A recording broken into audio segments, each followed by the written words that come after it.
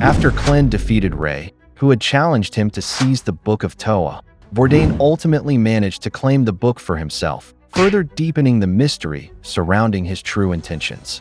But what exactly is Vordain planning? And what connection does he have to the legendary heroes from over 1,000 years ago? Let's find out. While that was happening, we shifted back to Alicia's side. As she descended through the crack, she commented that the fissure was even deeper than she had expected. She also pointed out that her body was currently only as large as a squirrel's and wondered what would happen if it returned to normal while she was still descending. She trembled in fear and commented that she had just imagined something terrible. Something below her then caught her attention. She wondered whether that was the way out of the place. Convincing herself that it really was the exit, she jumped straight toward it. She said that she would finally be able to get out of that place. However, before she could reach the light, her body suddenly grew larger, causing her to become wedged inside the fissure. She became distressed that it had happened at that exact moment. Her body continued growing, which worried her even more, and she was gradually being crushed because of it. She screamed for Clen to help her, calling out to him with all her strength. Fortunately, a tiny Clevatess appeared beside her and commented that it looked like she really did need his help. She turned toward him in surprise, and shortly afterward, her body became smaller again. She was shocked that Clen had turned her body into that of a child, but because of it, she was able to escape from the crack. Unfortunately, she then began free-falling through what appeared to be an incredibly tall spiral staircase. She was stunned by the sight and wondered why there was also a shaft there. She noticed how incredibly deep it was and began to panic when she realized that she was falling through it. At that moment, she wished she had her original ultimate treasure, Rock Swallow, with her. She shouted for Clen and asked whether he was still with her, then begged him to give her wings or something. She said that she did not care what he did as long as he helped her. Clen appeared beside her and explained that, unfortunately, unless she was touching a shadow, there was nothing he could do to help her. He simply instructed Alicia to endure it until she hit the ground, prompting her to question his suggestion.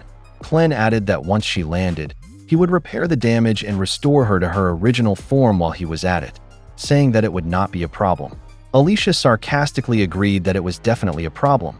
She pointed out that this was the first time Clen had shown himself in a while, only for him to say something like that to her. Just as she was about to finish speaking, her body struck the ground and splattered across it, shattering the floor beneath her. However, Clen quickly repaired her entire body and brought her back to life. When Alicia noticed her restored body, she was overjoyed to see that she had truly returned to normal. However, because she had fallen to the ground without any protection, the excruciating pain immediately overwhelmed her.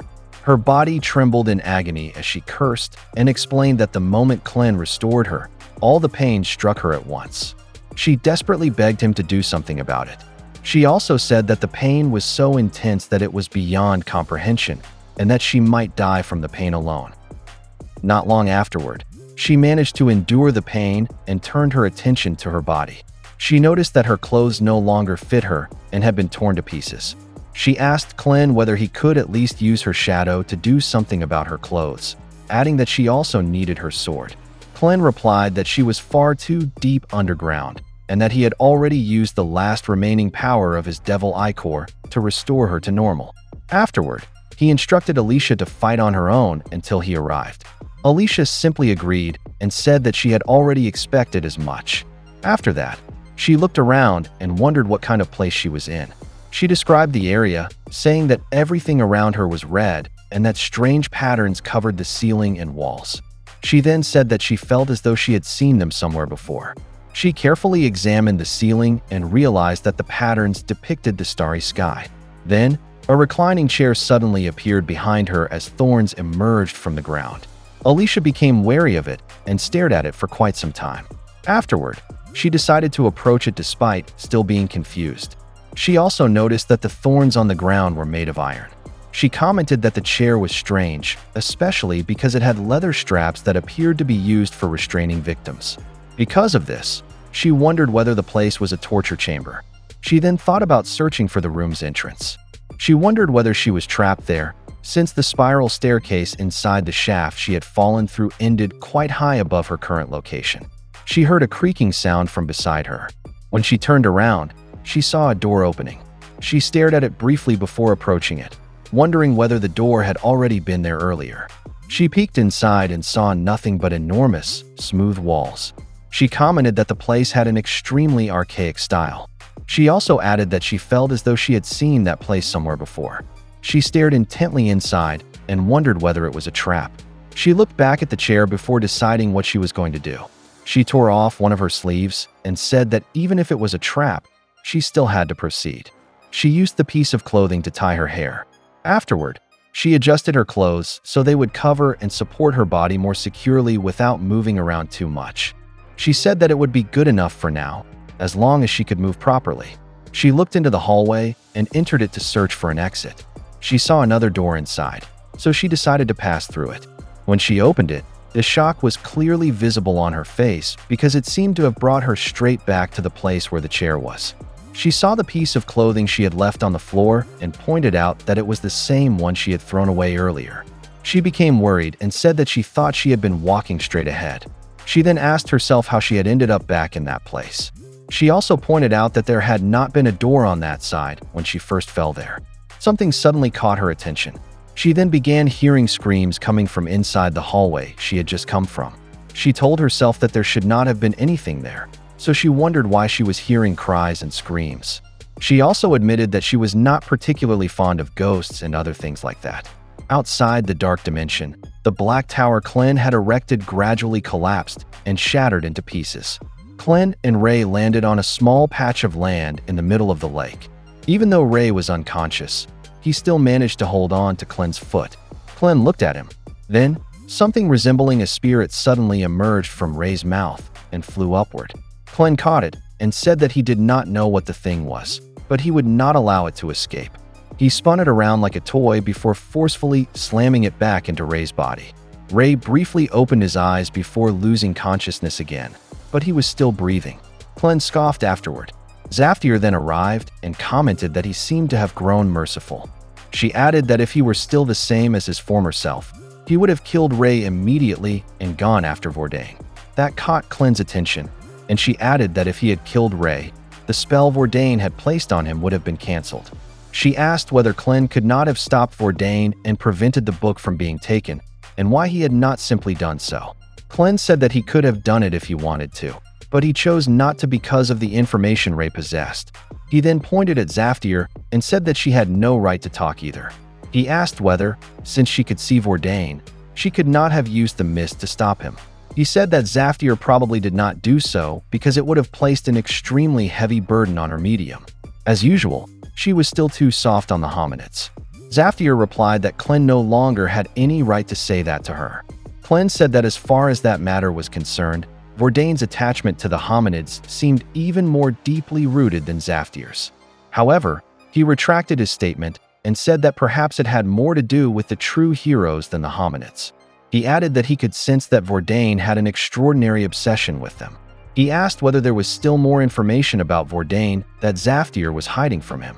Zaftir replied that even she could not leave the confines of her domain, so she had not seen everything either. All she could do was guess. She said that it probably had something to do with the last hero Vordain fought and the events of the day when the heroes passed into legend.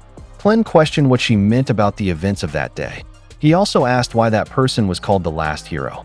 Was it because all the other heroes had been slain? What was so different about the heroes back then compared to the heroes they had now? Zaftir did not answer immediately, but eventually said that everything about them was different.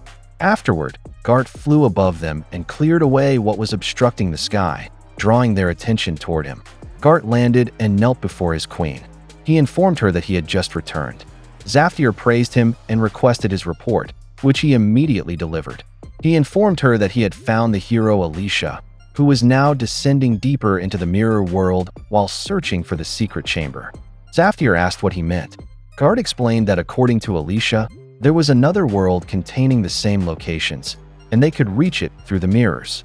Zaftir considered Alicia's decision before calling out to Clen. However, Clen already knew what she was going to say. He explained that he had already restored his connection with Alicia and that he would not be careless enough to allow it to be severed again. However, he said that she was quite far away.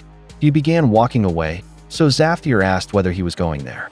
He answered that of course he was, and suggested that she should instead tend to the students she had gone to such great lengths to protect from him, or something along those lines. He informed her that he had seen how cleverly Zaftir hid them within the mist before they could be completely wiped out. Zaftir said that naturally he had noticed. Clen added that if he was correct, hiding them was responsible for most of the burden being placed on her medium's body. He also said that if she did not want Sarasa to die, she had better refrain from using any more power. He then declared that he would settle everything himself. He covered himself in his shadow before completely disappearing from in front of them without leaving any trace. Zaftir had not expected Clevatess to show concern for a hominid like her medium, Sarasa. She smiled afterward and told Garth that they should watch over Clen and see how he settled everything. Afterward, the scene returned to Alicia, who began following the wailing voice through the hallway. Before long, she saw another door. In a slightly frightened voice, she said that it had not been there when she first passed through the hallway. She approached it and noticed that the crying was coming from behind the door. She said that she could already sense that something frightening was waiting inside. She added that she really was not fond of situations like that and wished she did not have to open the door. She steeled herself and told herself that everything would be fine because she had accumulated enough power from her earlier fall for several uses. She added that fortunately, she had retained that power even after returning to her original form.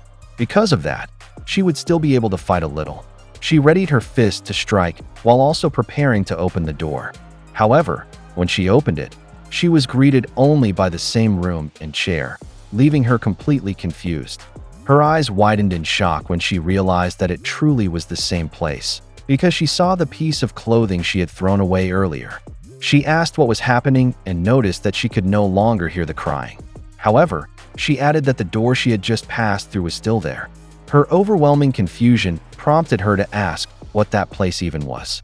She ran back through the door she had come from, only to emerge from the other door again. As she said that she truly could not understand what was happening, an enormous monstrous eye watched her from the ceiling. When the eye noticed that Alicia was about to turn around, it quickly concealed itself. Alicia attempted to catch sight of whatever it was. However, when she turned around, all she saw was the long spiral staircase. Because of this, she wondered whether what she had sensed was merely her imagination. Even so, she said that she had clearly felt something staring at her. She began walking around the room while the giant eye closely observed her every movement. It followed every action she made. Then, the entire place suddenly went dark, startling her. She readied her fist while anticipating a sudden attack. However, when the light returned, she saw nothing there. She noticed that the entire world had turned a much darker shade of red than before. She said that it now resembled the color of blood. She also noticed that there were far more iron vines covering the ground. Because of this, she wondered what they were. She also asked herself whether they would extend and suddenly attack her. She heard faint, muffled sounds coming from the chair. When she looked at it, she noticed that it was shaking. She shouted and asked whether someone was there and how long they had been in that place. However, the woman could neither speak nor move because she was bound to the chair. When Alicia looked closely to see who it was, she realized that the woman was a princess. Because of this, she wondered whether she was the princess of Bolet. The princess tried to speak to her, but was unable to because a piece of cloth had been tied over her mouth. Meanwhile, Alicia asked what the princess of Bolet was doing in a place like that. She immediately told the princess to hold on and that she would free her right away. After removing the cloth covering her mouth, Princess Milea quickly told Alicia to look above them. When Alicia looked up, they saw numerous hooded creatures falling toward them. They all landed simultaneously in front of them. The creatures appeared to be wooden puppets wearing blood-red cloaks. Their movements were unsettling as they straightened their postures. Alicia said that she had seen those things before arriving there and pointed out that they were the ones accompanying the Chancellor. The wooden creatures glared at them menacingly before they all began moving at once. Alicia also prepared herself for battle while asking whether they were marionettes. While that was happening, we returned to several hours earlier before Alicia dove into the ground. At that time, several spirit-like entities flew towards Salsian Seminary. Inside the Union's hidden base, Milea began preaching to her comrades. She said that before they opened the secret chamber, there was someone she wanted to introduce to all of them, the individual who had led her there, the one who had gone to great lengths alongside General Dorel to gather the books of Toa. This caught the attention of the Bluey twins. They were confused because she had been assuming the guise of the Chancellor all that time. Yet there was apparently someone even higher ranking than her. Because of this, they wondered who it could possibly be. Some of her comrades expressed their excitement. They said that at last, they would finally meet the Great One who had provided so much advice that helped them develop sorcery. They said that it would be an immense honor to behold the Great One's noble visage with their own eyes. One of them wondered what kind of being he was while his entire body trembled with excitement. Another agreed with him.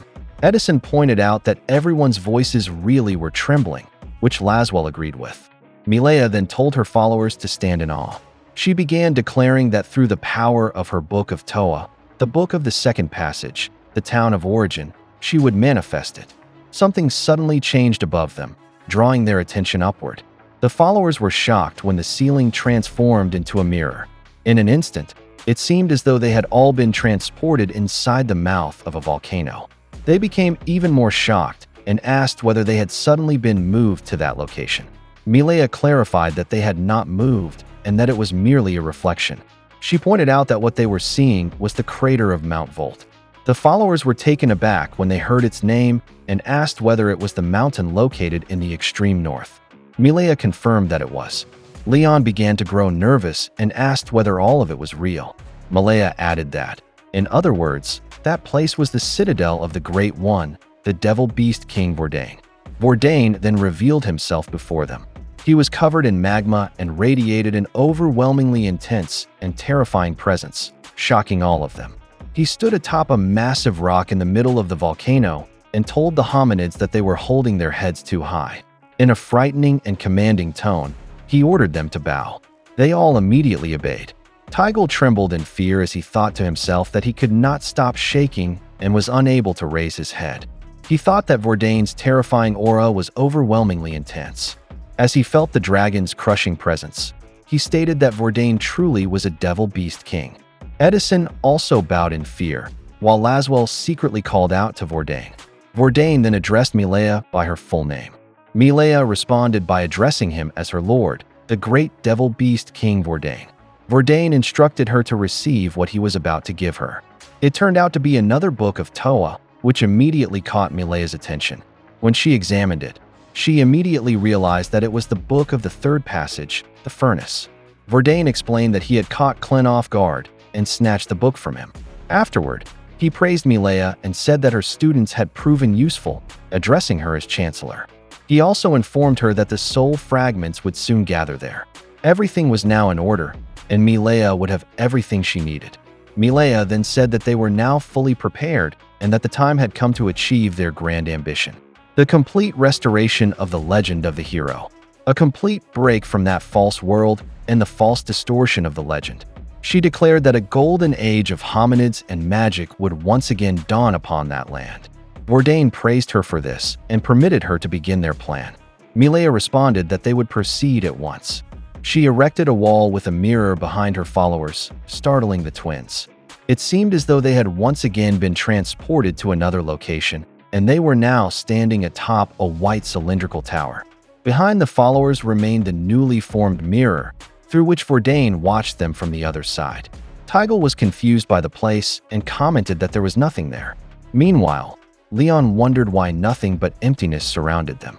The other followers also began asking what kind of place it was, while some wondered whether it was the place known as the Chamber. Milea laughed and said that until that day, Dorel had been the only person she had ever invited there. Naturally, her comrades knew nothing about it. However, that truly was the chamber. She explained that it was the deepest part of the secret chamber. She added that originally, it was the place the hero reached after overcoming the second trial, the Mirror Labyrinth.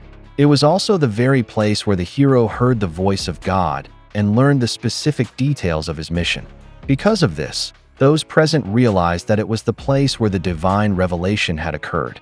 Some of them could hardly believe that they would have the opportunity to hear those words directly.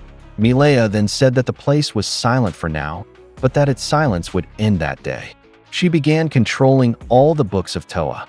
As she did so, She explained that all of it was possible through the power of the 5 books of Toa, including her own book. Tigel was shocked to see 5 such overwhelmingly powerful books. Meanwhile, Leon cursed under the immense pressure and told his twin to take his pick. He also pointed out that one of the books appeared to have a hole in it. Milea continued her explanation and said that, as they could see, each book had a key chained to it. However, to freely use the book's powers, the keys had to be used to unlock them. However, the key needed to open each book was attached to the book that came before it. To open the book of the second passage, they needed the key from the first book. To open the book of the 5th passage, they needed the key from the 4th book. And to open the book of the first passage, they needed the key from the 5th book. However, she said that even if the books were opened, only those descended from the lineages of the rightful possessors chosen by Toa could wield them. She informed them that they had already tested it, so they were certain of that. However, there was no need for them to wield the books on that occasion. All they needed to do was connect and open every one of them. Once all the books were connected to form a circle, the immensely powerful magical cycle that had long been severed, the legend of the hero, would become active once again. The 5 books began to float as each key unlocked its corresponding book within the circle. As this happened, shock and awe were clearly visible on the faces of everyone present. The books opened simultaneously and released an overwhelmingly powerful flash of golden light. The 5 books suddenly separated and flew away from one another, which the Union followers immediately noticed. One of the books flew toward a newly formed doorway, causing everyone to turn toward it. When they saw it, they were shocked and confused because what stood before them appeared to be gates. Milea then clarified that they truly were gates. She explained that each gate led to the original location associated with its respective book. For instance, the gate for the book of the 3rd passage, the furnace, led to the royal family's furnace in Hydrat. Even though it had collapsed and been destroyed, the royal family's furnace should now have been restored to its rightful location. In other words, the people there commented, she was saying that all the holy sites beyond the gates had been restored. Milea agreed and explained that the place was intended for more than merely communing with God. It also allowed the hero to travel instantly between each of those locations. She added that it was her first time seeing the gates as well, which meant that the true hero had also received special magical favors like those. She then said that they must be astonished. She added that if they passed through the gate connected to her book, the book of the 2nd passage, the town of origin, they would emerge at the entrance to Salcian. She continued by saying that now that the legend was about to be set in motion again, they needed to head there, to the gate corresponding to the book of the 1st passage, the temple. She explained that the gate's doors were damaged, just like the book, but they could repair them with their magic and enter. Naturally, it led to the temple. At its center was the sarcophagus in which the body of the last true hero had been laid to rest while awaiting the return of his soul. She then said that the fragments of the true hero's soul had been scattered throughout the land of Edthea. Gathering them and returning his soul to his body was the ultimate objective of their union. She pointed out that the flow of time had stopped inside the temple. However, once the hero reawakened, time would begin flowing again, and the legend would be set in motion once more. All the countless sacrifices they had made and sins they had committed until that day had been for the sake of that goal. She then invited them to go and meet their savior, the voice of God who would usher in a golden age. After she said that, a pathway suddenly rose and formed a bridge leading toward the 1st gate. Milea took the lead and began walking toward it. Leon quietly asked Tigel what they were going to do. He said that the situation was far more extreme than anything they could have imagined. Tigel agreed and said that all those people were completely insane. He also questioned why a devil beast king would be trying to revive the hero, calling it extremely suspicious. He added that they definitely could not allow the hero to awaken and that they needed to hurry and escape from there. As they walked toward the gate, the sound of an alarm suddenly caught Milea's attention. She turned toward the Union members, who were asking what the unpleasant noise was. It also caught the twins' attention. Milea immediately realized that it was an alarm and informed them that someone had intruded into the mirror labyrinth, where the 2nd trial took place. It was then shown that this was the moment Alicia fell down the long spiral staircase. Milea then said that the person appeared to have fallen straight through the labyrinth shaft and yet somehow survived. Her followers were shocked and became worried when they realized that she had fallen into the lowest level of the labyrinth, where they had conducted their magical experiments. They said that they could not overlook the situation and wondered who the intruder could possibly be. Milea said that she had a good idea who it was. She explained that there had only been one person at the first trial before the second trial, so it appeared that the assassination attempt had failed. She added that they seemed to have underestimated that person somewhat. Whatever the case, they could not allow the intruder to continue roaming freely. Inwardly, she added that it was also the place where that thing had been sealed away. She informed her followers that she would activate the Mirror Labyrinth's automatic magical defenses and send several of them back there. She instructed them to head into the labyrinth and eliminate the intruder, saying that she would open a gate that would take them there. She did so and also ordered them to make absolutely certain that they confirmed the kill. Two particular members of the Union then told her to leave it to them and said that whoever the intruder was would regret ever coming to that place. The taller one informed Milea that they were the dismantlers and that the lowest level of the labyrinth was their workplace. Meanwhile, the shorter one said in a disturbing manner that they would chop the pest into pieces. Milea replied that she expected results from them. The two men then said that anyone who wanted to accompany them was free to follow, but warned them that things were going to get bloody. Tigel said that it was their chance. Leon agreed and said that they could escape while the commotion was happening. Milea suddenly told them to wait, drawing everyone's attention. She added one more thing. She said that she would not be going to the lowest level of the labyrinth and warned them that if they encountered anyone there with her face, it was merely a copy. Because of that, she ordered them to kill it without hesitation. Afterward, she sent them through the mirror gate. As they entered, Tigel and Leon glanced at the book of Toa that Milea was holding. Leon whispered to Tigel and asked where the person from Slada who had been with them earlier had gone. Tigel replied that he did not know and that they had no time to worry about that person. When they passed through the gate, they emerged inside a hallway. They watched the people ahead of them continue walking, while the gate they had entered through suddenly disappeared.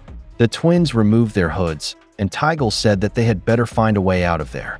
Leon agreed and commented that the entire situation was completely insane. They also removed their masks and said together that they had no choice but to act. They then began running while the dismantlers and their companions continued heading toward Alicia's location. Back on Milea's side, she continued crossing the bridge toward the gate corresponding to the book of the first passage, the temple. She said that they would first focus on mending the temple doors so that they could enter. The true hero was waiting for them on the other side of that gate. While that was happening, we returned once more to Alicia's situation, where the marionettes that had appeared were already charging toward them. One of the puppets attempted to strike Alicia with a spear hand attack, but she managed to evade it. However, she was still troubled because even though they were merely puppets, fighting them felt as though she were battling living creatures. She punched and struck them repeatedly to protect Princess Milea, who was still bound to the chair. Unfortunately, one of them managed to slip past Alicia and attempted to grab Milea, causing the princess to scream in fear. Fortunately, Alicia reached her in time and kicked the puppet away, sending it crashing into the other marionettes. Alicia asked whether Milea was all right, and the princess confirmed that she was. Alicia said that she would have liked to ask, among other things, what Milea was doing there, but considering the situation, she simply freed one of Milea's hands and told her to remove the remaining belts herself. She explained that if Milea remained in the center of the room, it would naturally be more difficult for her to fight. Milea agreed and quickly began doing so, while Alicia said that no matter how many of the creatures she fought, they seemed endless. She added that it was obvious because they were marionettes, but unless she stopped whatever was controlling them, they would continue moving and rising again and again. From one section of the spiral staircase, a dismantler with large, round eyes watched Alicia fight. He said that she appeared to be doing well against their puppets, but he had not expected the intruder to be a woman. The thinner one said that he would love to cut her apart, but that it might also be good to use her for their impregnation experiments. The one with the large eyes agreed and added that one of them truly looked exactly like their representative. They both drew their equipment. The thinner one held a syringe, while the heavier one carried a saw. They then said that they were certainly going to enjoy themselves. Behind them, even more marionettes crawled along the walls toward Alicia. As the number of wooden puppets continued to increase, Alicia cursed in frustration and pointed out that they just kept coming one after another. She added that she was getting nowhere and then asked the princess whether she could move now. Milea replied that she could. Alicia readied the arm bearing the rune and said that she did not want to waste its power on such weak enemies, but decided to use it anyway. A golden sphere then began expanding behind her like a tail. She said that she had already thought of a name for the ability and that she had learned it from the young gardener named Andrew. She then struck with her rune-enhanced fist, crushing the puppets in front of her. She called the technique Wave of Agony, Spread. An overwhelmingly powerful explosion erupted when Alicia used that power, sending the puppets crashing violently into the walls and gradually destroying them. The dismantlers were also stunned when they witnessed it. The large-eyed dismantler became alarmed when he realized that the power Alicia had used came from a rune, specifically one belonging to the Charge and Release class. Afterward, Alicia ran into the hallway while dragging Princess Milea along with her, prompting the heavy-set dismantler to shout that they were escaping. The tall and thin dismantler said that it was not a problem. No matter where they went, they would always end up returning to that place unless they knew the correct route. On Alicia and Princess Milea's side, they continued running. Alicia told Princess Milea that it was good that they had hurriedly run into that passage, but even if they kept running, they would surely return to where they had started. Because of that, she anxiously asked what they were going to do. Princess Milea thought for a moment while they continued running. Before long, she caught Alicia's attention and said that she believed she knew a clue regarding the trick behind that passage. Alicia was surprised to hear that, while Milea asked her to let her explain how she had ended up in that place. Although she was hesitant, she told Alicia everything that had happened. In her story, Chancellor Elro Romaine approached her and strangled her while pressing her against the large mirror in her room. He grinned at her while doing so, while she tearfully asked what he was doing. Romaine called her princess and his foolish other half. He said that she might be able to see him distinctly, but in reality, he did not truly exist. He said that no one had ever seen the two of them standing beside each other, and that any memories she might have of such a thing were merely her delusions. In truth, the two of them were the same person. In fact, he said that they had always been one and the same, and that remained true even at that very moment. He forced her to look into the mirror. When she did, she saw that she herself had become the Chancellor, while he told her that this was reality. She was utterly shocked when she saw that their appearances had switched, so Romaine told her not to be confused. He explained that it was the curse of the Aluza bloodline. The fate of Aluza, the guardian of the Book of the Town of Origin, was to be separated from her own reflection in the mirror. He added that their mother and the previous generations had known nothing about that fate. Because of that, they had been tormented every day by the feeling that something about their identity was wrong or out of place, until it eventually caused their deaths. He said that the nature of that division, as well as the outer personality's ignorance of the hidden dark personality, had been determined by fate itself. Romaine slammed Milea's head against the mirror while saying that everything was unfolding exactly according to the scenario written in the Book of the Town of Origin. He added that it was something they could never resist. Milea groaned in pain and asked what he was doing. Romaine explained that she would interfere with his future plans, so he was going to send her inside the mirror.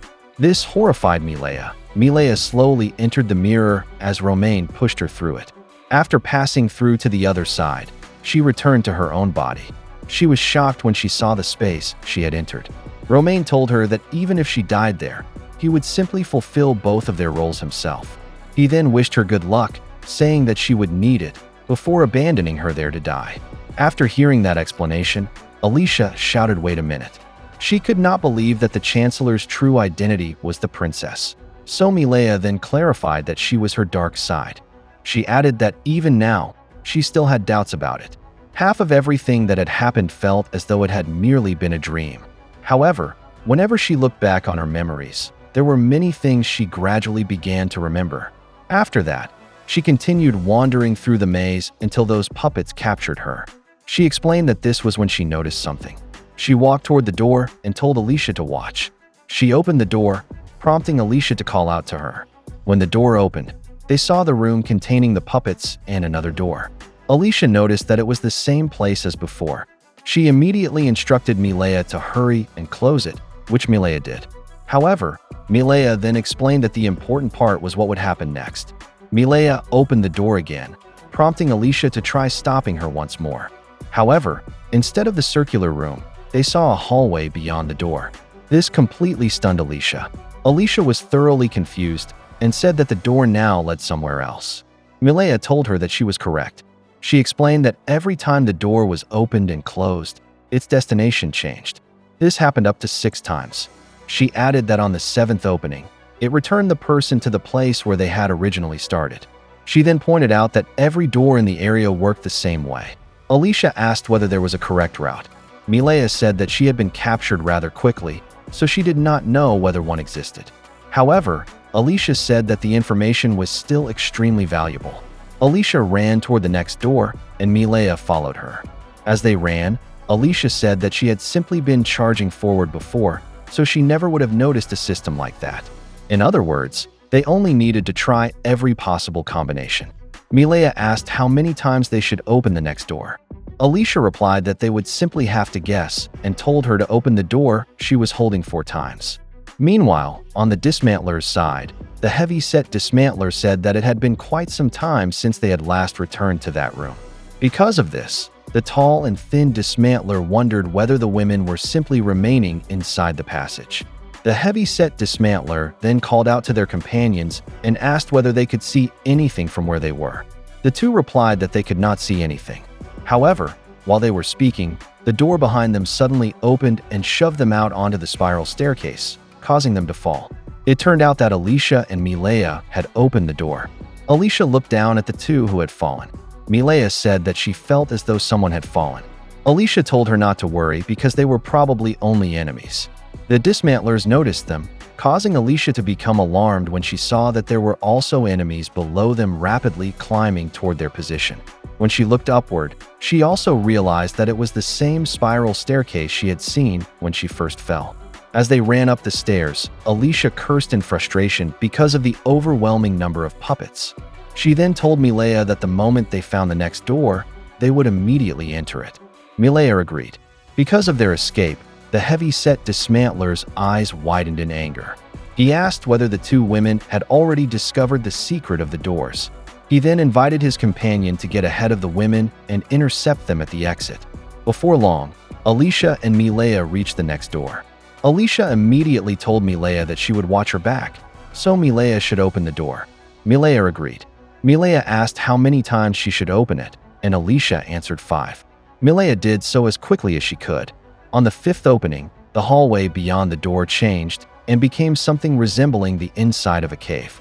When Alicia noticed that the place was unfamiliar to her, she closed the door and urged Milea to continue. While that was happening, we shifted to the Bluey twins. They found a door with golden designs and a red rune symbol.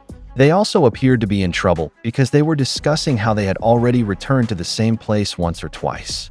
Leon said that it was already their 2nd time passing through that area, so he thought they should simply choose to open the door once. Tygel did so. They opened the golden door once and entered. As they walked through the passage, Tygel commented on how troublesome the maze was. Leon agreed. Tygel then noticed that the wall on their right was made of mirrors. Because of that, Leon said that the path on the left was the correct choice. They turned and walked through the passage on the left.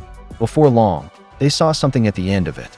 They noticed that the walls on both sides were entirely made of mirrors, with each mirror facing another, leaving them confused.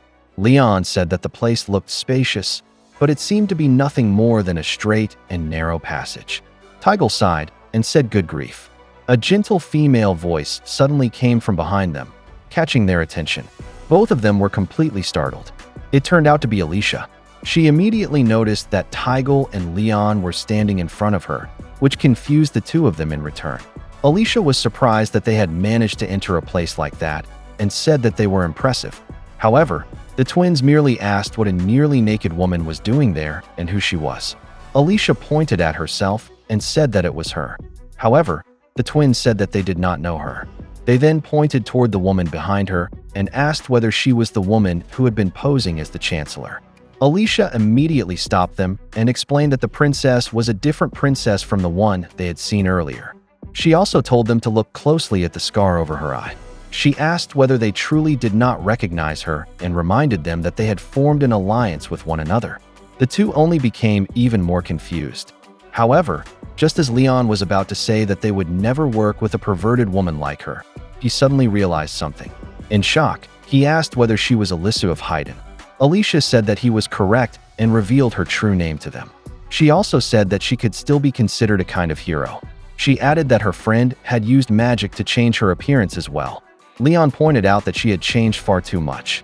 He then asked what kind of magic could even change a person's height. Alicia explained that they would never finish if she tried to explain everything. However, just as she was about to bring up something more important, she immediately gained the twins' full attention. Alicia asked how they had gotten there and whether they happened to know where the exit was. However, Leon replied that they did not know how to get out. He explained that after secretly infiltrating a suspicious gathering of shady individuals, they had arrived there through the mirror power used by the Chancellor. He insisted that what they had witnessed was completely insane. The Devil Beast King of the North had appeared, followed by a gate leading to a temple where the true hero lay at rest. This completely caught Alicia's attention, prompting her to ask whether they had truly seen Vordain. Leon said that he supposed they could say they had. He explained that they had been unable to look directly at him because the pressure he emitted was simply too overwhelming. He also said that according to the Chancellor Princess, it had merely been a magical reflection. However, despite that, Vordain's presence had still been so overwhelming that they could not even rise from their knees.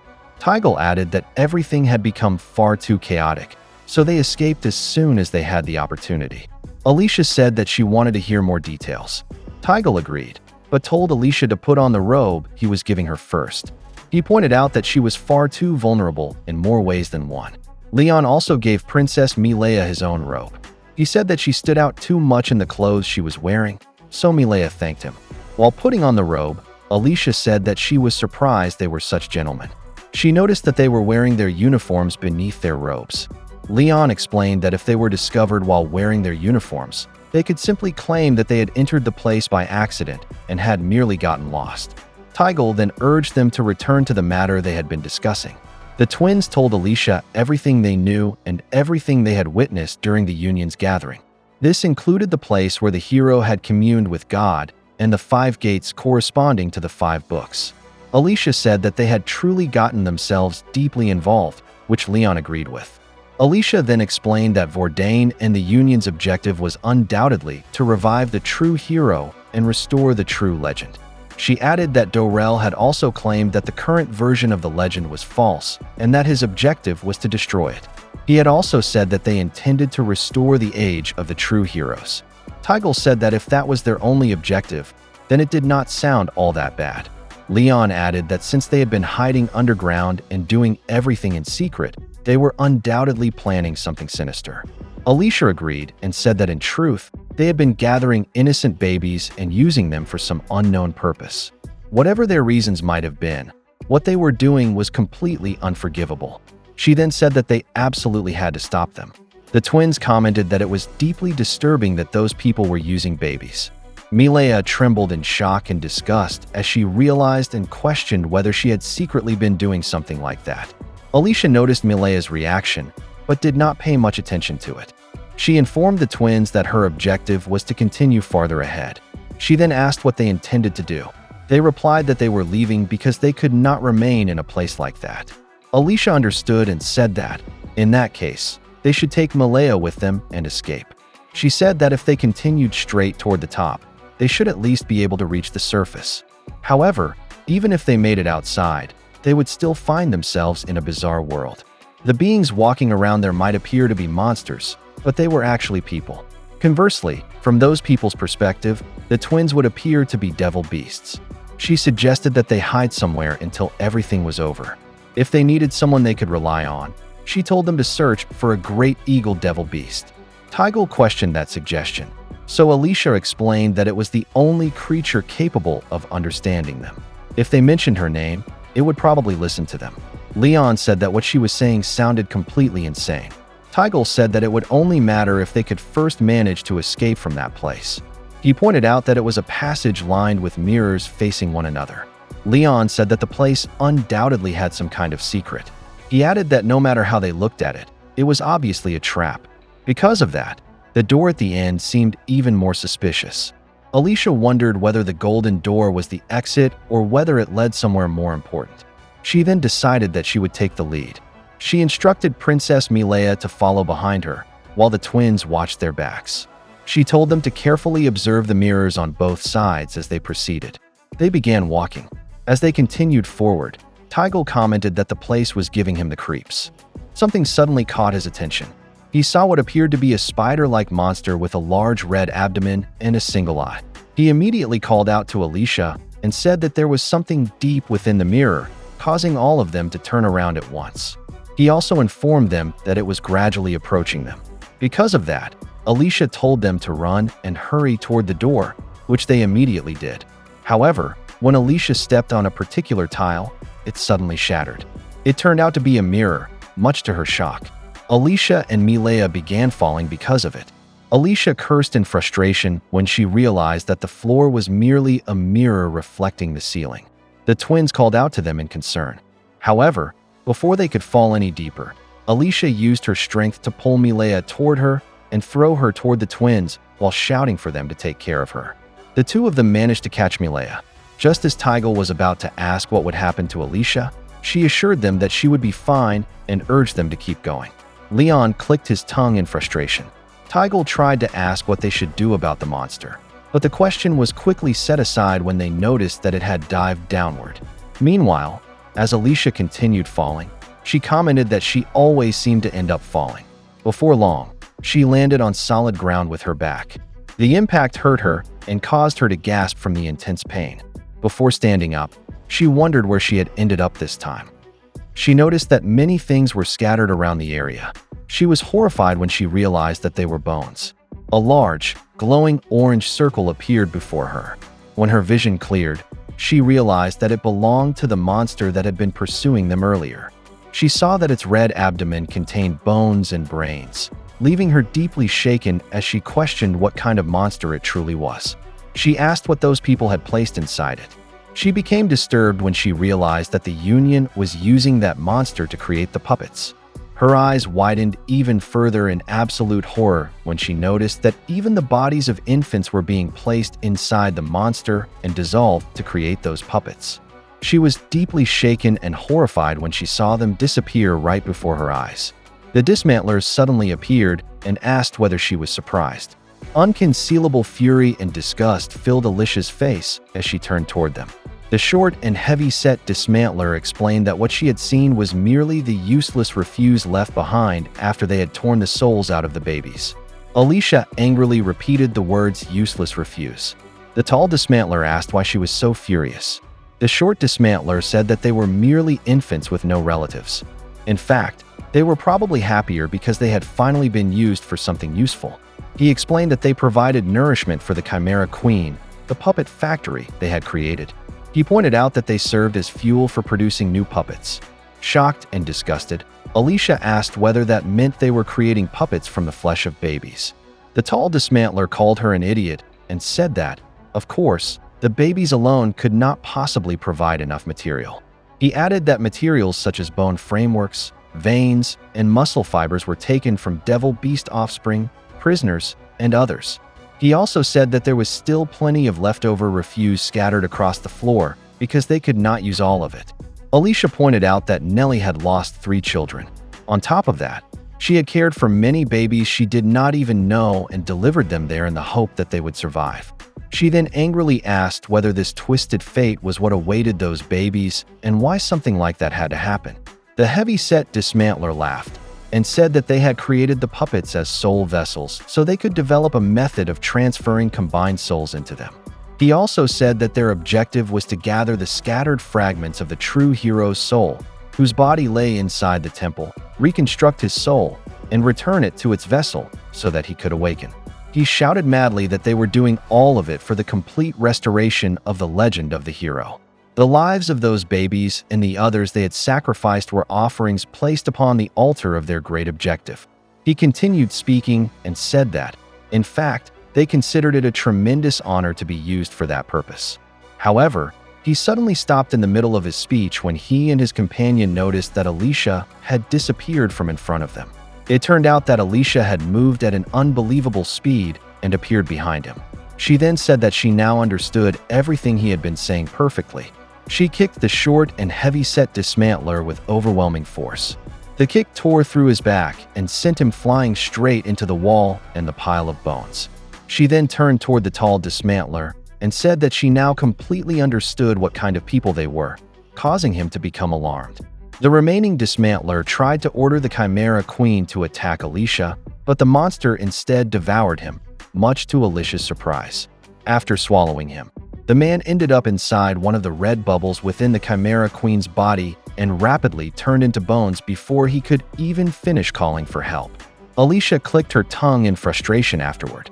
Someone suddenly spoke and said that at such a crucial stage, every single one of them had proven useless and had done nothing but fail. This immediately caught Alicia's attention. She looked toward the source of the voice and saw that it was Darkside Milea. She pointed out that Alicia was one of the survivors among the 13 false heroes who had challenged Clevatess, the Devil Beast King of the South. However, for some inexplicable reason, Alicia now appeared to be serving that very same Clevatess. Darkside Milea called Alicia by her full name. She then declared that she would personally kill Alicia. On Vordain's side, he appeared to be sleeping, or perhaps merely keeping his eyes closed. While doing so, he saw someone in his dream. It was a blonde-haired man wearing a cloak lined with thick fur and a golden cross. Someone suddenly called out to him and told him to wake up, causing him to immediately open his eyes and look below. When he checked who it was, he saw Laswell, who had just entered through the mirror and was calling him by name. Laswell said that he had come to see him, while Vordain wondered why he had appeared. He commented that he had not expected Laswell to show himself before him. Laswell explained that when the entire world was on the verge of being overturned, there was no way he could allow himself to be excluded from the discussion. He then asked whether he was correct that Vordain was attempting to restore the true heroes, and afterward, restart the legend of the hero in its perfect form. He once again asked why Vordain was doing it. He pointed out that Vordain himself had brought that age to an end, so he wondered whether Vordain truly wished to restore it. He explained that it had been an era when they were forced to fight the heroes seriously. Vordain then asked whether he was correct that Laswell had not truly witnessed any of those events. Laswell replied that he had, although only a small portion of them. He explained that his predecessor had been defeated before Clevatess, which allowed him to be reincarnated earlier. He said that he had witnessed the downfall of the hominid world during the age they had brought to an end. Back then, the world had been somewhat larger, and hominid civilization appeared to have been developing for a very long time. However, he added that the hominids of that era had all been emotionless and seemed to have already accepted their own destruction. Naturally, he had also witnessed what happened afterward. He explained that the land had nearly returned to a completely pure and natural state, while only a small number of hominids remained scattered throughout different places and continued moving from one area to another. That was probably also the period when Clevatess's current incarnation was reborn. He commented that he did not know how else to describe them, but based on what he had seen, those people had been full of life. They accepted the world they lived in and desperately struggled to survive within it. They also genuinely appeared to have no malicious intentions. Because of that, he wondered why they had needed to come into conflict in the first place. He asked what a Devil Beast King truly was. He pointed out that each of them possessed their own territory surrounding the hominid territory. He asked why the hominids had to be confined within it. He also pointed out that there were no longer any true heroes in the present age.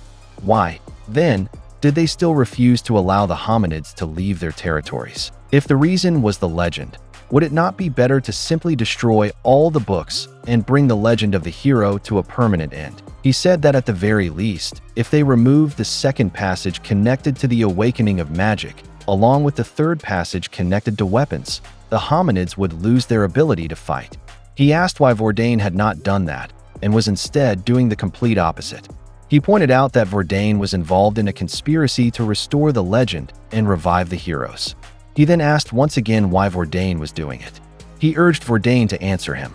Vordain opened his mouth, seemingly about to respond to his question. However, the color inside his mouth suddenly changed. Before long, he unleashed an enormous blast of fire toward Laswell, catching him completely by surprise. After landing, Laswell pointed out that he had thought Vordain was merely a reflection rather than his real body. He asked whether things were different for those who possessed their own domains. He also commented on how Vordain had suddenly attacked him without offering any explanation and how unreasonable that was. Vordain then said that there were boundaries that should never be crossed. However, he added that Laswell had already gone far beyond that limit. Laswell asked whether he meant a physical boundary or whether the subject was simply that sensitive. Vordain once again unleashed an enormous blast of fire toward Laswell. He swept his head across the area, causing the flames to engulf a large portion of the volcano's crater. After the attack, a black sphere could be seen floating in the air. It gradually cracked apart, and Laswell emerged from within while telling Vordain not to let his temper get the better of him. He then said that the situation was quite interesting and explained that his host, Edison, possessed the ability to shape carbon. He added that it was more of a skill than magic. He had helped Edison develop it and was currently amplifying its power by 400%. He pointed out that Edison could create anything he imagined from charcoal. He also said that Edison could make those creations as hard as diamonds. Moreover, by taking advantage of carbon's light weight, he could also create things like the sphere Laswell had used. Laswell added that he was now the one in control of the situation. He then said that his point was that Edison was not merely a thin and weak man. He urged Vordain to listen and pointed out that he had not gone there to fight, but to speak with him. Vordain stared at him for several moments. Afterward, his enormous body suddenly disappeared, completely shocking Laswell. Laswell looked below, where a body releasing thick smoke caught his attention. He asked what had happened to Vordain's appearance. It appeared that Vordain had reduced the size of his body and assumed a more humanoid form. Vordain told him that he would understand the matter much more quickly once he saw it for himself. Afterward, Vordain flew toward the gate and invited Laswell to follow him. Before Vordain could fully enter, Laswell asked in surprise whether he was truly serious.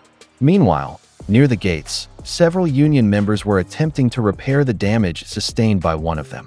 One of them said that they were only one step away from mending the gate's damage, but they became worried because their magical power was insufficient. A voice then ordered them to move out of his way, immediately catching their attention. They wondered who it could be, only to discover that it was Vordain in his humanoid form. With a single sweep of his arm, he released a massive flame attack that surged toward the Union members standing before the gate, burning them and causing them to fall onto the cylindrical tower.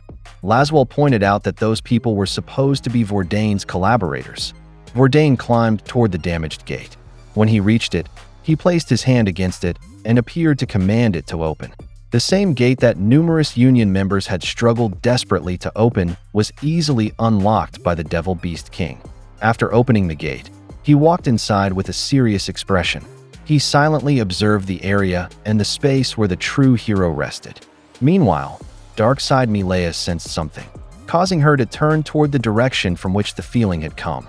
She became confused when she saw that the gate leading to the temple had opened. She said that she had believed it would remain closed until she returned. Because of that, she thought that Lord Vordain might have been responsible, so she decided that she needed to hurry.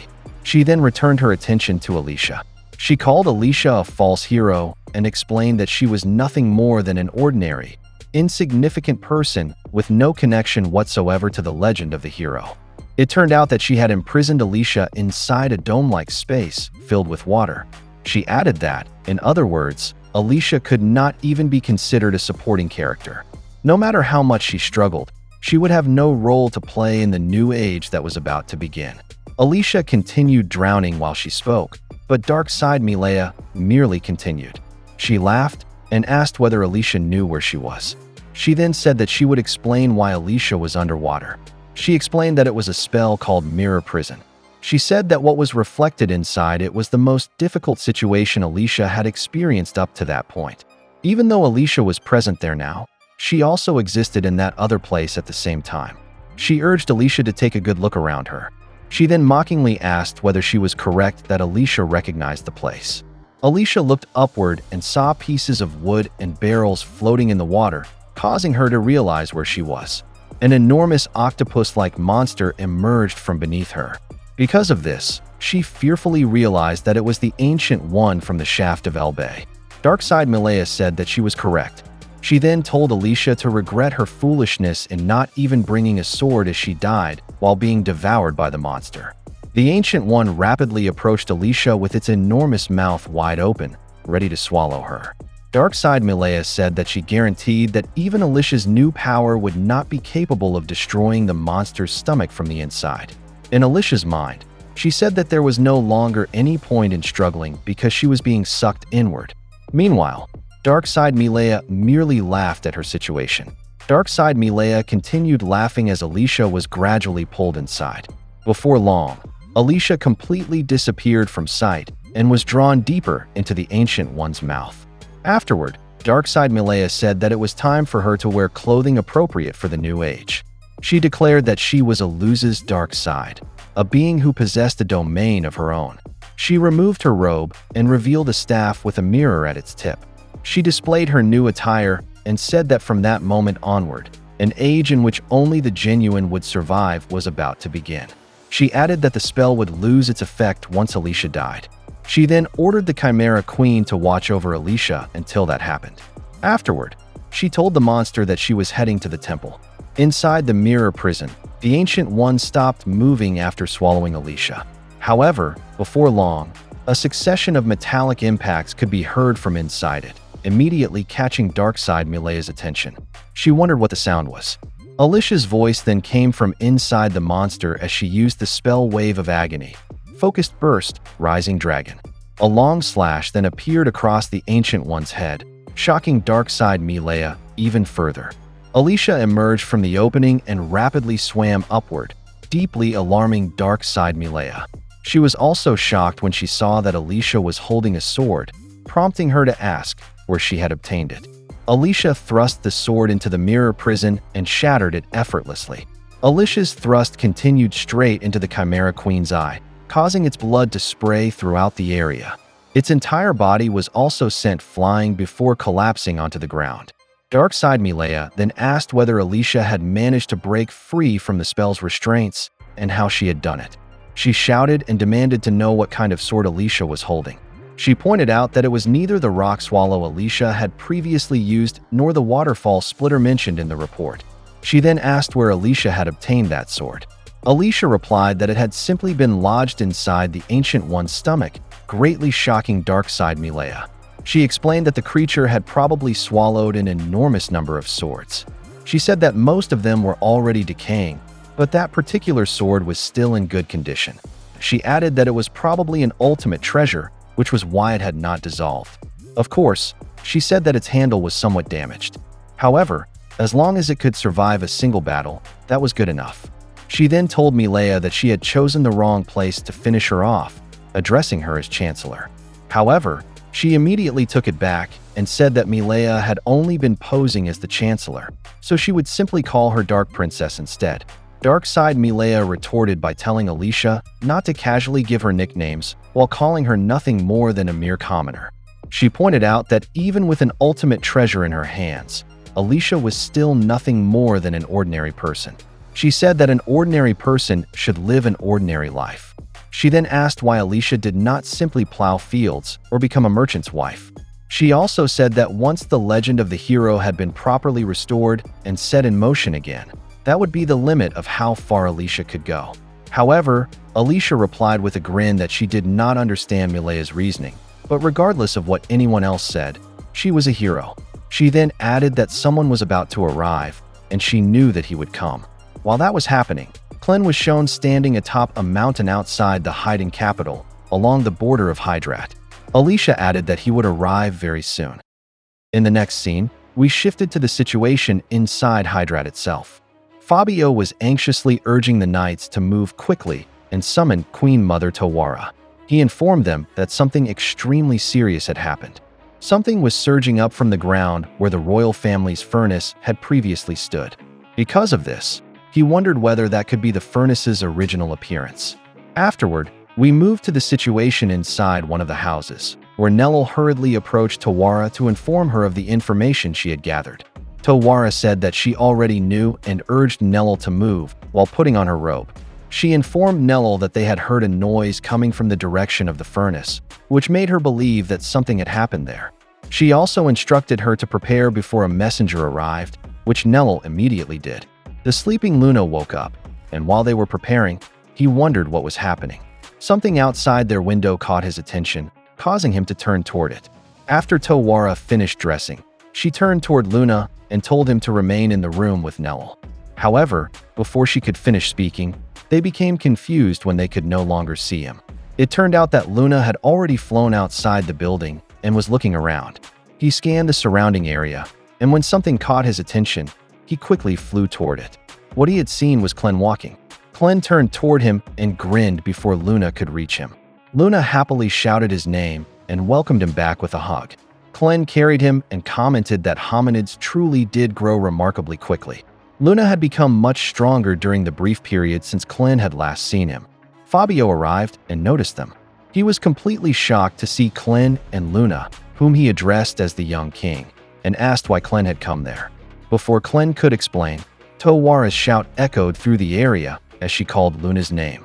She said that she knew Luna would go there and angrily complained that he never listened. Just as she was about to continue scolding her son and ask how many times she had to tell him not to suddenly leave by himself, Tawara noticed that Clen was carrying Luna. Clen's sudden return shocked both her and Nellel. Clen explained that there was an urgent matter he needed to handle and that he had only returned temporarily. Luna curiously asked what urgent meant, so Clen explained that it meant something he needed to handle immediately. Luna happily said that he understood. Because of that, Clen playfully tossed Luna into the air while praising him for being a good and intelligent child. Afterward, he said that he was somewhat surprised to see that Luna could fly and that he could even sense the power of a domain from him. He commented that the king truly was special. However, Tawara pointed out that it was not merely because he was the king. She believed it was a unique power that only Luna possessed. She explained that the kings from previous generations had never possessed the ability to fly freely or make other objects float.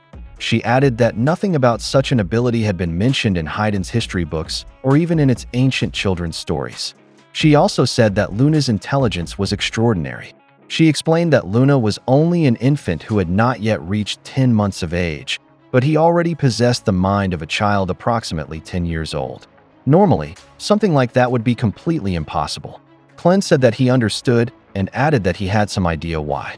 In other words, it meant that the gears were meshing together. Luna wondered what he meant as Clen smiled at him.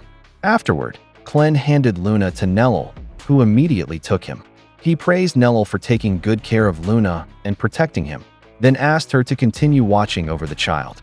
Nellel explained that she simply never left Luna's side, to which Clen replied that this was excellent and that she was one of the necessary pieces.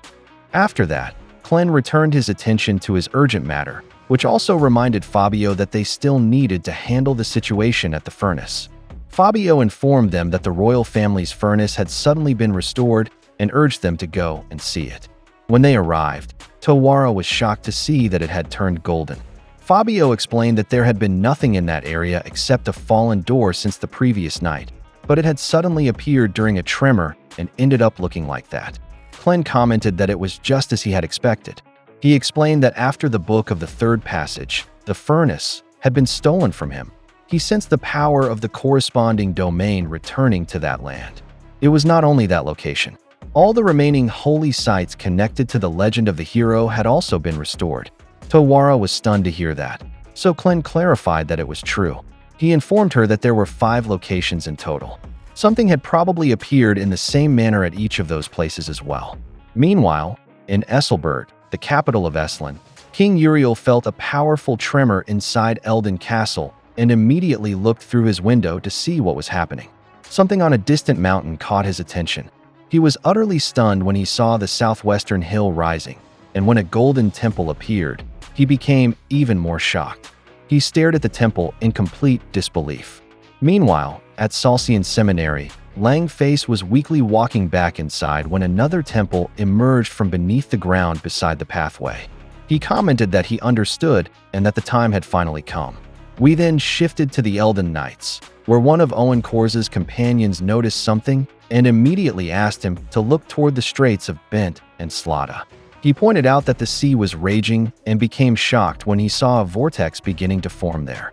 Meanwhile, on Zasak's side, his companion noticed something in the sea north of Salcian and pointed it out to him, asking what it was. At first, he thought it was a bubble, but quickly realized that it was not. Zasak remained silent, so his companion shouted at him.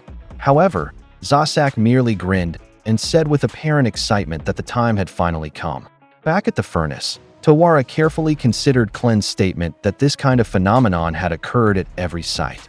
Clen confirmed it once more and added that it had happened in every location mentioned in the passages of the legend of the hero. He then said that the legend they knew so well was about to be set in motion again in its original form. This completely shocked Tawara, so Clen explained that it would become similar to the era when the true heroes still existed more than 1,000 years ago. According to the information gathered by his subordinate, the one known as the true hero was about to awaken. He added that this had been the long-standing objective of Dorel and the being acting behind him. He also mentioned that Dorel had said they would destroy the world.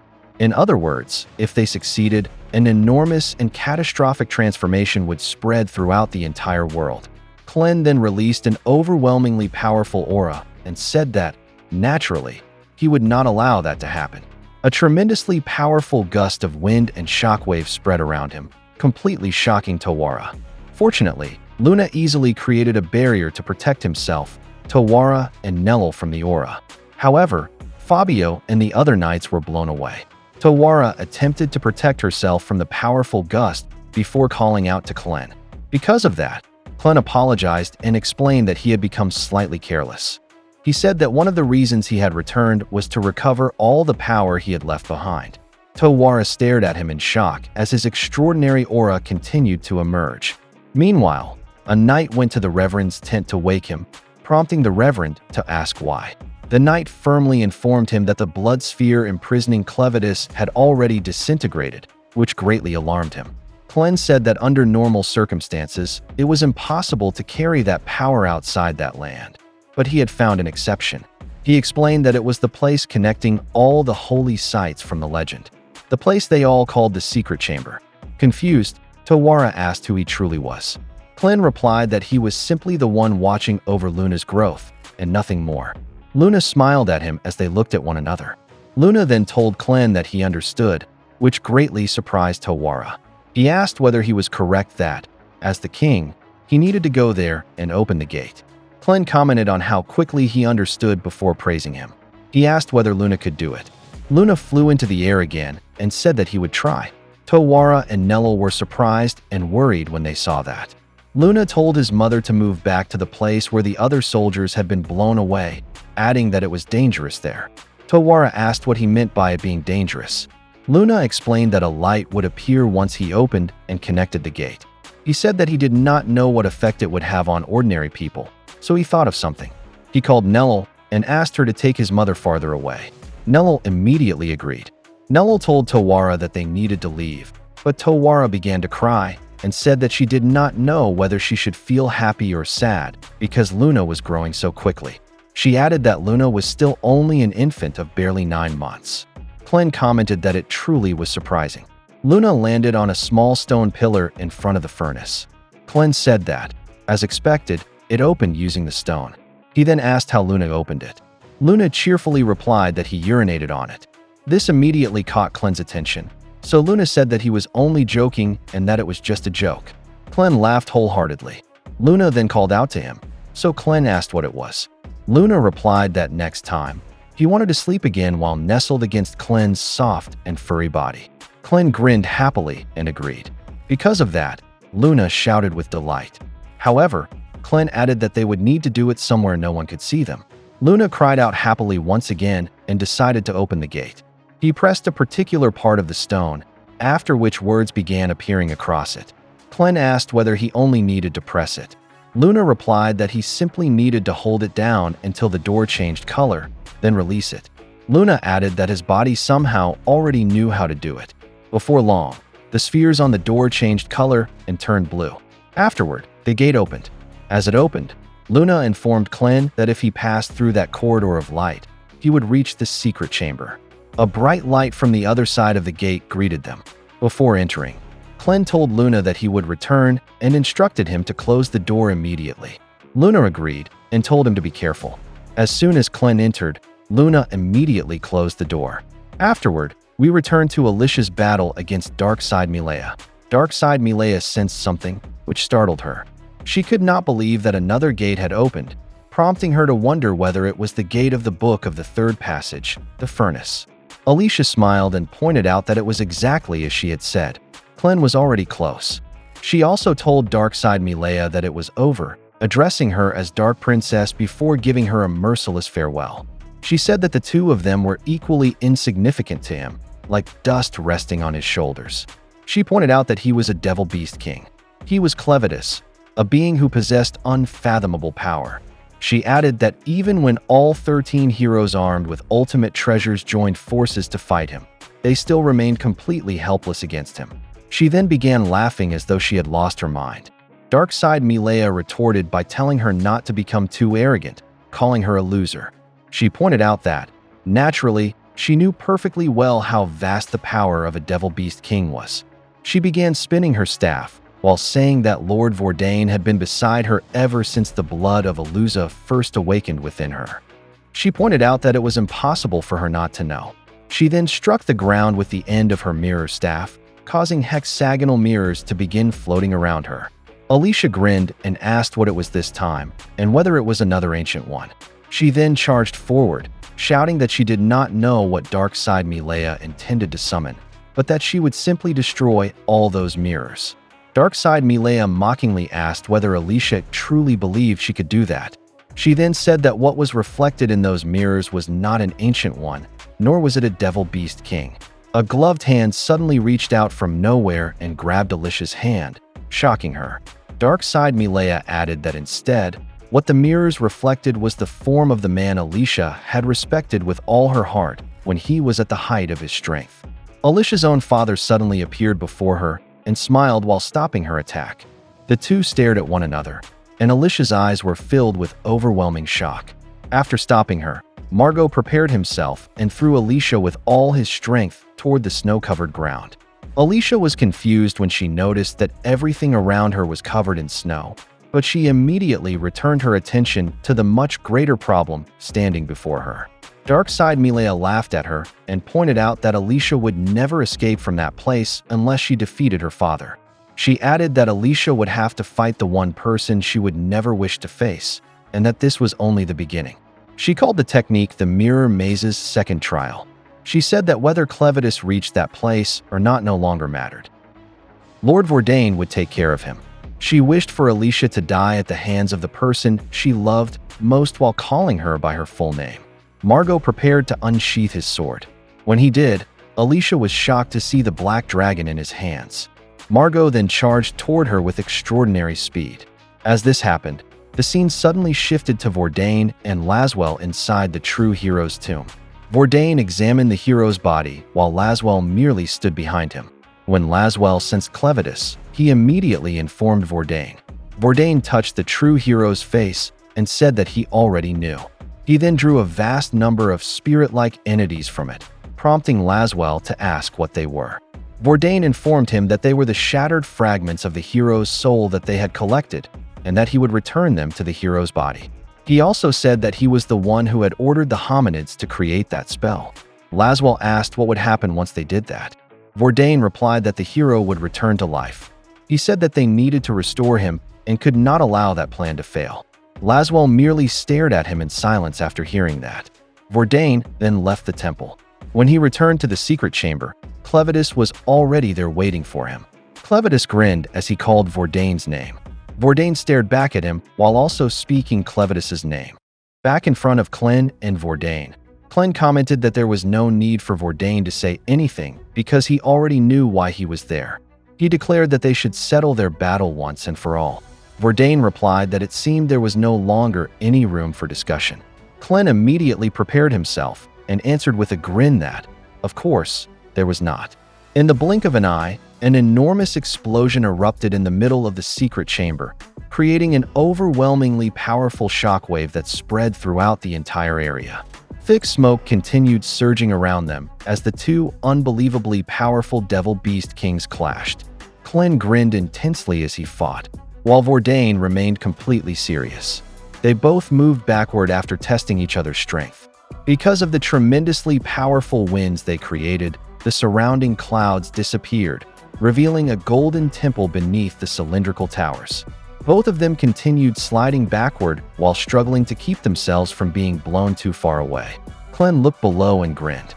He said that he could see something beneath the sea of clouds, then asked whether those were ancient ruins. He also said that the place truly seemed special because they could use the power of their domains there without any opposing force resisting them. He explained that a domain could be considered a magical wavelength. Normally, a person would experience a repelling force whenever their own wavelength did not match. He said that the condition for entering that place was possessing a humanoid form. He merely happened to already be in such a form, but the moment he stepped inside, he immediately realized it. He then asked whether that was also the reason Vordain had assumed that form. However, Vordain merely told him to leave because he did not belong in that place. Vordain sternly warned him not to interfere with what he was doing. Clyn replied that Vordain was the one who had first entered his domain without permission and interfered. He explained that his domain had already extended as far as Hydrat for a long time. He said that he had ignored it for so long because he did not care.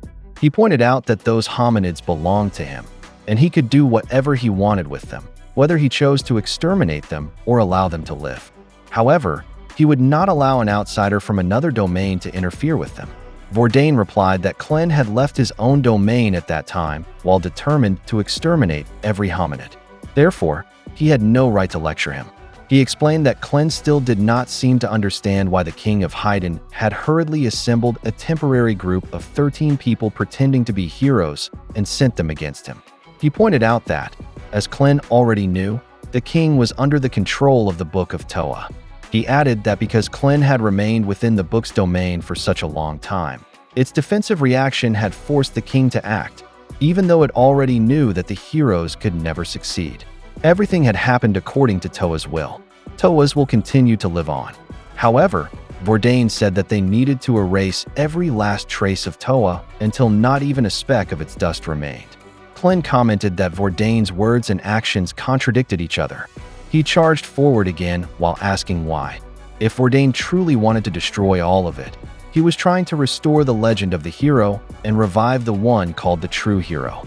Vordain replied that Clevatess had absolutely nothing to do with the matter as he created an enormous ball of fire above himself. Once the fireball had fully formed, he hurled it toward the charging Clyn. Clyn merely grinned and positioned his numerous tails. He gathered them together to form a drill-like weapon and used it to confront Vordain's enormous fireball. He faced it without hesitation and countered it with his own attack. After landing, the black aura from his thrust appeared directly in the center of the fireball. Before long, he nullified it and safely passed through. However, the sheer force of Vordain's attack destroyed a large portion of the structure behind Clyn. Vordain merely stared afterward, but Clyn continued charging and managed to grab him by the throat once he got close. He said that after tearing Vordain into pieces, he would also destroy the so-called true hero on the other side of the gate. After that, he would discover what Toa truly was. Clyn extended his two horns, and his head began transforming into its devil beast form. He then bit into Vordain's right shoulder, causing blood to burst out violently. Vordain became enraged. He raised both hands and forced Clyn downward with all his strength. Clyn crashed violently onto the cylindrical tower, immediately destroying it. The tower became a pile of rubble after the attack. Vordain then spread his wings and took flight. Vordain stared at the collapsing tower.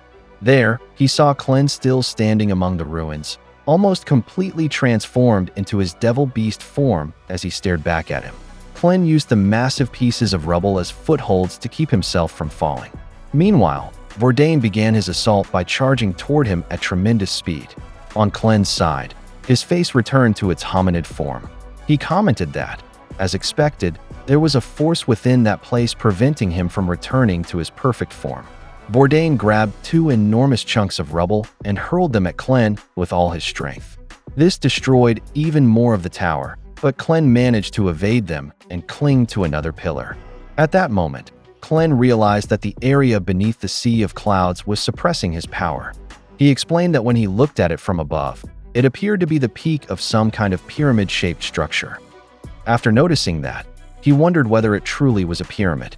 However, while he was distracted, Verdane rapidly closed the distance between them and struck him in the face with a powerful right punch. Clen's body was sent flying into the pillar he had been standing on, easily destroying it. As he was thrown through the air, he looked back at Verdane and grinned intensely while blood dripped from his mouth. The scene suddenly shifted to Alicia's situation.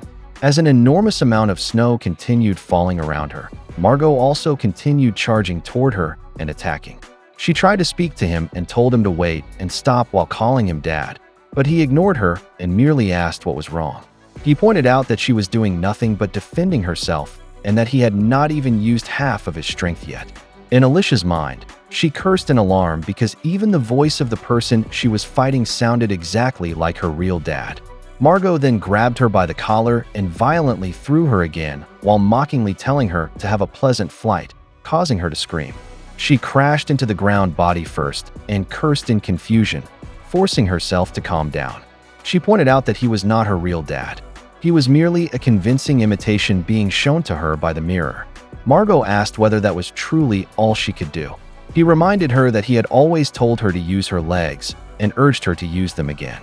He said that as a woman, she should not simply swing her sword around using brute force. He also said that her mother had remarkable legs. One time, she had even strangled him with them and nearly made him lose consciousness. However, Alicia merely repeated that he was not her real dad. While Margot was still recalling that it had probably happened before Alicia was born, Alicia prepared to attack and shouted that her father was a fake as she swung her sword toward his face. However, when she did, Margot's cheek began to bleed. Alicia cursed inwardly in alarm and wondered why he was bleeding if he was only a fake. Margot then commented that she had delivered a solid attack, but pointed out that her legs were completely exposed. He kicked them out from under her, causing her to fall. She landed headfirst in the snow, and Margot suddenly drove his sword into the ground directly in front of her, commenting that if he had been serious, Alicia would already be dead. Margot grinned afterward, but it was quickly replaced by a smile as he invited her to go home. This confused Alicia, while Margot clarified that their training was over for the day. Alicia wondered why he had not finished her off. As Margot returned his sword to its sheath, he asked her in return why he would do that. He told her to hurry and stand up, while she continued wondering what was happening. She said that she could not bring herself to fight her father that way. However, Milea had said that she would not be able to escape unless she defeated him, so she wondered what she was supposed to do. She pointed out that even if she tried to fight him, Margot at the height of his strength had been stronger than Dorel, so she doubted that she could defeat him. Her body began trembling from the cold as she added that she truly no longer knew what to do. She also said that she could not simply defeat the caster because Milea was hiding somewhere. She then commented that everything was completely hopeless. She pointed out that she was already freezing and that the place was unbearably cold. That was when she realized that the cold she was feeling was real. She pleaded with Clen and said that although she did not want to ask for help, she begged him to grant her that one request. She asked him to get her out of there. Margot then returned and gave her the coat he was wearing, greatly surprising her. Margot said that of course she would feel cold when she was dressed like that. He added that it was far too much, even for training. He then offered to carry her on his back until they reached home and urged her to hurry. Although she was still confused, Alicia stood up and accepted his offer. She climbed onto her father's back, and he easily lifted her. Margot commented that she had truly grown, while Alicia said that his back was still as broad as ever. Margot asked whether that was true, and Alicia agreed, adding that it was warm as well. Above them, from a somewhat distant position, Darkside Milea laughed while watching Alicia. She simply floated there with a grin, waiting to see what would happen. Before long, Alicia and Margot returned to their home. As they entered, Margot happily announced that they were home. When Alicia looked around, she realized that it was her house and commented on how nostalgic it felt. Margot placed the black dragon beside him and removed his headdress before telling Alicia to come closer to the fireplace. He added more wood to the fire and said that it would warm her up, which Alicia agreed with. Alicia felt the warmth of the flames, but Margot caught her attention when he called out to her mother. Margot asked whether she could reheat the soup they had eaten earlier, leaving Alicia confused by what he had said. Alicia then remembered a stormy day from when she was only 6 years old, while Margot continued calling for her mother, who answered that she was coming. She threw a glass at Margot and told him to be quiet because she was already on her way. Alicia stared at the door, and before long, her mother emerged from behind it. Her mother commented that it was ridiculous for Margot to neglect his chores just to go train with a sword at a time like that. She let out a tired sigh and said that no matter how much time passed, the two of them would always remain like children, both father and daughter. She then called Alicia and asked her to help. Alicia froze, so her mother called her again and told her not to simply stand there. She instructed her to get the pot stand, which Alicia immediately did. Margot informed his wife that Alicia had been freezing outside. He then said that they should allow her to rest for the time being. However, his wife pointed out that it was Margot's fault for taking Alicia to a place like that. As punishment, she said that Margot would not be allowed to eat any meat for the next 3 days. Margot shouted that it was unfair, but because of that, his wife extended the punishment to 4 days. Margot then begged her to forgive him. Alicia laughed as she watched them, but she soon began to cry. Because of that, her mother asked what was wrong and whether something had gotten into her eye. Alicia then realized that she was crying, so she tried to explain that this was not the reason. Her mother said to let her examine Alicia's eye. She gently held Alicia's face and told her to try opening her eye slowly. Alicia attempted to explain, but her mother merely told her to look. Alicia opened her injured eye and was completely shocked when she was able to do so. Her mother said that it was fine and that her eye was not red. As Alicia remained confused, the scar over her eye gradually disappeared. She touched her face in bewilderment before asking her father what he had said. Margot told her to hurry and sit down because the soup was getting cold. Alicia did as she was told. As Margot served her some soup, he informed her that they would continue their training the following afternoon. He added that she needed to put on more weight and strengthen her body, which Alicia agreed with. Her mother told Margot not to push Alicia too hard. She also instructed them not to go to cold places anymore. She asked whether they understood, and Margot replied that they did.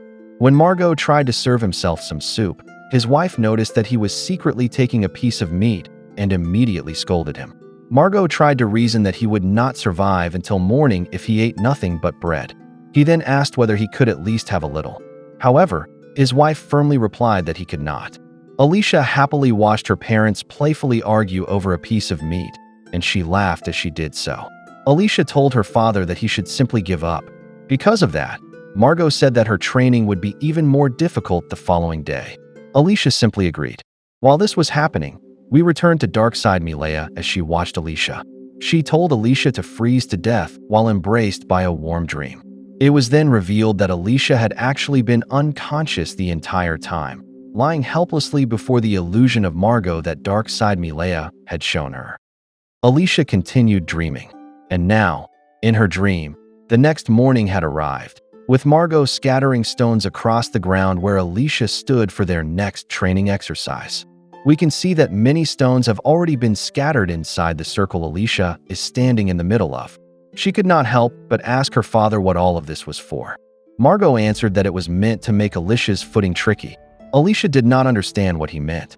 So, while we see Alicia's mother outside the house hanging the freshly washed clothes to dry, Margot explained that this was a special kind of training where Alicia could easily misstep whenever she stepped on a stone. It teaches the importance of always being mindful of your footing whenever you fight. Rule number 1 for this exercise, Alicia is not allowed to leave the circle. Rule number 2, Margot will only attack Alicia from outside the circle. Alicia's goal is to score 1 point against her father or somehow pull him inside the circle in order to win. And so, they began the training, with Alicia taking her ready stance. For Margot's very first strike, Alicia already struggled to parry it. Because of the force behind it, the side of her right foot stepped on a stone, destabilizing her footing. And while she was off balance, Margot easily swiped away her kendo stick. Afterward, Margot tapped the top of Alicia's head and told her that she was allowing herself to become too distracted by the stones. She should always use her hips with every strike because otherwise, her sword could easily be deflected. According to Margot, because Alicia was using her legs to strike, whenever she lacked solid footing, her power would be reduced by half. In actual combat, Situations like this happen frequently, and sometimes a person's foot can even get caught on a stone they failed to notice.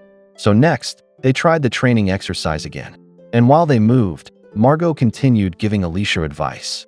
She needed to be careful when parrying whenever her balance was poor. She also needed to grasp every external factor affecting her current battle, including the environment, her own condition, and even her opponent's movements. Alicia now seemed to be getting the kind of focus Margot was trying to teach her. But just as Margot was teaching her how to become one with her sword, she suddenly stumbled over a stone and lost her concentration. According to Margot, this happened because she had neglected her footing. Alicia had nothing to say while stuck in her awkward position because Margot had defeated her yet again. Because of this, Alicia could only complain to her father. She said what he was asking her to do was too difficult because she had to remain mindful of all the stones she needed to avoid stepping on while also closely watching her opponent's sword. Margot answered that even if it was difficult, Alicia still needed to force herself to do it if she truly intended to become a hero someday. Then he asked Alicia if what he said was right, and Alicia suddenly became motivated again. So she asked her father for another attempt at the training exercise. Her mother approached the two of them while carrying a laundry basket, and after seeing the intensity of their training, she simply smiled and muttered, "Geez." Alicia eventually collapsed onto the grass, panting heavily from exhaustion. Then Margot commended her, saying that her performance during the latter half of their training session had been very good. And with that, they had trained enough for the day. Alicia sat back up while saying that her father really was incredibly strong. She was somewhat surprised when she suddenly heard her mother agree with her. Her mother explained that Margot weighed more than twice as much as Alicia. On top of that, her father's arm reach was far greater than hers. That meant Alicia needed twice as much skill if she wanted to compete against Margot using her skinny arms. Alicia was overwhelmed by the idea her mother had just given her. Next, while Alicia's mother gave her some water to drink and handed her something to wipe away her sweat, Alicia said that what her mother was suggesting was impossible. Because she was so thirsty, Alicia gulped down the glass of water her mother had given her. Margot then disagreed with what Alicia had just said. According to Margot, it was not impossible because that was exactly why weapons were created. When a hero uses his weapon effectively, he can defeat an opponent many times larger than himself. And the greatest of all weapons were those known as the ultimate treasures. Alicia reacted when Margot mentioned the ultimate treasures and said that she had actually possessed one before. Even so, she still had not been able to defeat the Devil Beast King she fought. The ultimate treasures had been useless against it. Margot was now the one who became curious when Alicia mentioned a Devil Beast King. Alicia was shocked by this and immediately covered her mouth while asking herself what she had just been talking about. In her mind, she could not remember ever fighting any Devil Beast King. She was genuinely confused by what she had just said. Her mother and father then stood beside each other, and her mother could not help but wonder why Alicia wanted so badly to become a hero that she was even willing to put herself through such intense training. Margot responded that the answer was obvious. According to him, every person has the soul of a hero inside their heart. Margot told Alicia that stories about heroes have been read by parents to their children since they were young, and there are countless different tales about the chosen heroes of the past. Because of this tradition, it is only natural for a person to aspire to become a hero. Alicia thought deeply about what he said and seemed inspired. But her mother struck her father on the arm and told him not to say such nonsense. Her father was hurt by the hit. According to her mother, there was nothing wrong with talking about dreams, but they should never forget about real life. So she invited her husband to return inside the house with her so they could get back to work. Margot agreed. Her mother added that having peace was still the best thing of all. Alicia remained seated on the grass, simply relaxing and resting peacefully for a while. Then she suddenly started thinking and asked herself why she had pursued and dreamed of becoming a hero in the first place. But she brushed aside the question and immediately stood up to follow her mother and father. As we zoom out, we can see that everything happening inside Alicia's dream is being watched by evil Milea through her magic mirrors.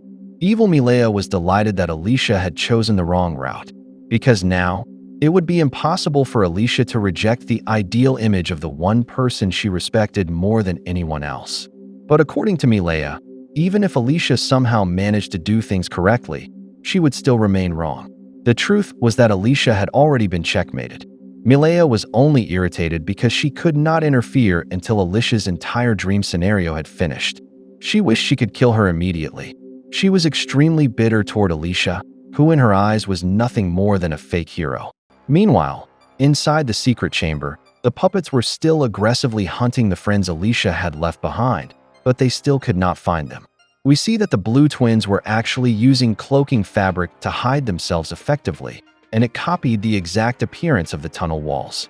Relief appeared on the twins' faces when they successfully avoided being captured, along with true Princess Milea, who was already panting heavily from all the running.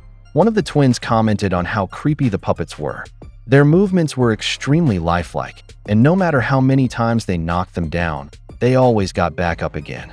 Leon asked Tigel where they were supposed to go now, since Alicia had told them earlier that they simply needed to keep climbing upward. Tigel answered that they were not certain whether that was truly the right answer. Milea continued panting heavily and had nothing to contribute to the conversation. Then Leon threw the rolled-up curtain toward Tigel, who caught it as said that he was uncertain about the two of them, and even less certain whether the princess would actually be able to escape from this place. Milea became nervous after hearing that remark, but Tigel clarified that he simply was not sure. Leon understood that they were inside another world within the mirror and that this was where the princess herself had been trapped. He also understood that the one who trapped her here was the princess's own other personality. Unlike the twins, who possessed separate bodies and separate personalities, one of Milea's personalities could not simply be cut away when both shared the same body. Tigel agreed, while Milea became frightened. Leon believed that because Princess Milea's current form had no physical body, she would not be able to leave the mirror realm. And that could be the truth behind evil Milea's earlier order for the cult members to kill her look-alike. Leon believed evil Milea's intention was to completely take over the princess's body. Milea was consumed by anxiety and fear after hearing this. Then she admitted to the twins that they were right, and that the same possibility had already been lingering in the back of her mind. She had personally felt the sensation of the two of them swapping places when evil Milea threw her into the mirror. The princess explained that when she was still little, evil Milea was the one inside the mirror dimension. In truth, evil Milea acted as a proxy for her dark side. She even spoke with her through her reflection in the mirror. Even when their servants or her own father saw it happening, none of them paid much attention because she simply looked like a child playing. Then one day, evil Milea suddenly stopped appearing in the mirror. She thought it was because they had grown up. But only now did the princess realize that what had actually happened was that evil Milea had already started taking control of her body frequently, without her even knowing it. Milea blamed herself for everything. According to her, she deserved whatever terrible thing happened to her. Because of this, she even told the twins to abandon her and escape on their own. The twins reacted in shock because they did not agree with what the princess was saying. They told her that she should not say things like that. So the twins asked Milea which of two options she believed was the right one to choose. Should she turn her back on the mirror, or should she approach it head-on and stare directly into it? Milea froze and could not answer. The twins added that there was one thing they knew for certain about mirrors. A mirror reflects nothing but the truth. They explained that because they were twins, they knew the reality that whenever a mirror stood in front of them, it reflected two people. Ever since they were children, people had always said they were mirror images of one another. But they knew for themselves that this was not true. There was no one who did not see them that way, and the two of them had simply grown accustomed to it. Even whenever their father saw them together, he would always comment on how creepy his own children looked because they were always like mirror images of each other. Their father's remark was always the same. Only one of the two could become his heir. He did not need two sons. Their father had even told both of them that he would banish them if they continued to stay side by side all the time. What their father wanted was for the two of them to compete against each other for superiority. The twins were not happy hearing those words from their father. According to them, they were two different people with their own individual personalities. They could have walked separate paths, but they deliberately chose to remain together precisely so they could oppose the father who had rejected them. They simply wanted him to face the reality that the two of them were twins. And so, the twins decided to climb the rankings together so they could steal their inheritance away from their father. Tigel asked the princess whether, like them, she also had the guts to face the truth head-on. Milea had nothing to say. Then Tigel asked the princess once again whether she had the guts to face her other self again. Milea stared blankly and thought deeply about it. After that, she reluctantly gave her answer. But for now, let us return to the forest inside Alicia's dream, where we see her continuing her training. This time, her training exercise involved parrying hanging logs suspended and tied high above her while Alicia maintained her footing on short logs arranged across the ground. While training, the only thing Alicia could think about was how she wished her life could remain like this forever. She was happy just spending time and bonding with her father while they trained together. Then Margot told Alicia to prepare herself properly for the next 2 large logs he was about to send toward her. He launched them with great force, and Alicia quickly dodged them. Alicia also successfully maintained good footing on the logs beneath her. Afterward, she carefully observed the trajectory of the 2 large logs as they swung back toward her. She jumped high to avoid being smashed by them. Then she used her technique called single-layer heat haze, which impressed Margot when he saw it. Alicia managed to cut the ropes of the log obstacles using nothing but her kendo stick. But even while doing all of this, she continued wondering to herself why she dreamed of becoming a hero. Alicia's move was powerful enough to shatter the logs around her, yet she still managed to land on one of the remaining logs. But because her mind was not focused on the training, she failed to notice one log that had not been included among those she cut, and it struck her directly in the back of the neck. The force of the impact sent her crashing to the ground, and Margot immediately ran toward her in concern. But Alicia could no longer answer her father or remain conscious because of her dizziness, and she was suddenly pulled into a flashback from her past, back when she was still a small child telling her father that she wanted to become a hero so she could expand their world. Her father asked why that was Alicia's dream, but even now, she still could not remember why. Next, Alicia saw herself with her mother, who was reading her a story from a storybook. After her mother finished, she asked Alicia whether she had enjoyed the story of the hero. Young Alicia showed tremendous excitement and interest. Her mother asked which parts of the story she had liked. Alicia answered that the many encounters and the hero's growth and strength had been the most interesting parts. This included meeting many allies, the king, the townspeople, and even enemies. Alicia then revealed to her mother that she also wanted to experience many encounters like the hero. Her mother was pleased to hear this. Then her mother was about to say something important, but Alicia's dream suddenly skipped ahead to the next scenario, where an old woman was panicking and urgently searching for Alicia. Alicia was surprised when her auntie suddenly arrived while panting heavily from exhaustion. Growing nervous, Alicia asked what bad news she had brought. Her aunt revealed that a landslide had occurred in their area because of the heavy rain. Alicia immediately rushed to the location and quickly learned from 2 men there that Margot had managed to crawl his way out of the landslide. But Alicia's mother had not. Then the 2 men were shocked when they realized Alicia and her auntie had already arrived. It seemed the child had overheard the news. With tears in her eyes, young Alicia asked the 2 men how her mother was and whether she had been hurt. The 2 were reluctant to answer, but Alicia soon heard her father shouting at a body nearby, desperately trying to wake her. But no matter how loudly Margot shouted, it seemed nothing could change his wife's critical condition anymore. Yet when she saw that her daughter had arrived, Alicia's mother still found enough strength to say Alicia's name. Margot was shocked to realize their daughter was already there, and Alicia's mother called the child over to her. Alicia approached her mother while crying uncontrollably, but her mother simply smiled and told her not to cry, saying that she would still be all right. Her mother told her that many wonderful encounters were waiting for Alicia in the future.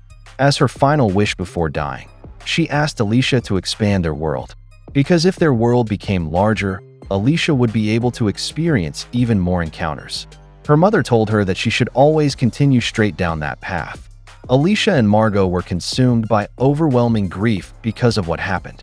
Then Alicia finally woke from this flashback and immediately wished that she had never remembered such a painful experience. Alicia sat upright, and Margot asked how she was doing. Her mother in this dream told her that she had been extremely reckless. While still holding her left eye, which she had already lost in real life, Alicia told herself that she finally remembered the real reason why she wanted to become a hero. While this was happening, Her mother and father continued arguing over whether their training had been too difficult, but Alicia no longer paid attention to them, and the scar over her left eye had now returned. Tears even formed in her right eye as she remembered her true past. Meanwhile, in the forest field of Salsian, we see inside one of the houses that the unconscious bodies of the students are lying in rows across the floor. But as we move closer to Ray Forrester, we see him suddenly wake up while groaning in pain. He immediately forced himself into a sitting position despite struggling to do so. Then someone suddenly spoke from the window, the silhouette of a woman asking how he was feeling. Ray was startled by this, and that woman was none other than Sarasa, who was casually eating an apple while checking on him. Ray recognized Sarasa as the Ore Guide exchange student. So Sarasa introduced herself and told him that Ray was the second student to wake up inside the house. Ray asked what she meant, and Sarasa prepared to explain while tossing the apple core she had finished eating into a wooden bucket. It turned out she had already eaten many apples, and she pulled out yet another one. According to her, continuously praying made her extremely hungry. Ray asked what she had been praying for. Sarasa explained that she had needed to pray to Lady Zaftir for everyone there because their souls had been close to leaving their bodies. She also pointed out that among all of them, Ray had been in the least critical condition. Sarasa said it had been a close call and that all of them should have died if not for the compassion of Lady Zaftir. Because of what Sarasa said, Ray confirmed to himself that the rumors about the Orgites worshipping a devil beast queen really were true. He asked Sarasa who had awakened before him, and before Sarasa could answer, that student spoke from nearby while carrying blankets. It was Mary. Nay was with her and was surprised to see that Ray was awake as well.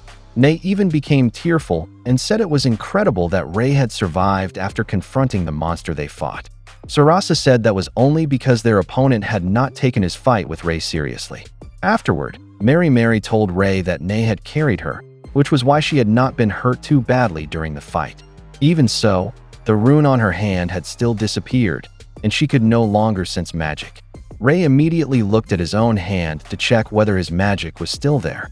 Then he remembered that Kren had only struck him lightly on the back of the head before he lost consciousness earlier. At that moment, Ray realized that he had now been shown mercy twice. Sarasa stopped beating around the bush and directly asked Ray about their runes. Ray asked what Sarasa wanted to know, and she told him it was about the second trial. Sarasa knew that Ray was one of the select few students who had passed the second trial, and anyone who achieved this was granted the privilege of retaining their memories of the trials themselves. She asked Ray whether what she had heard was true. Ray simply asked Sarasa whether Mary had told her that.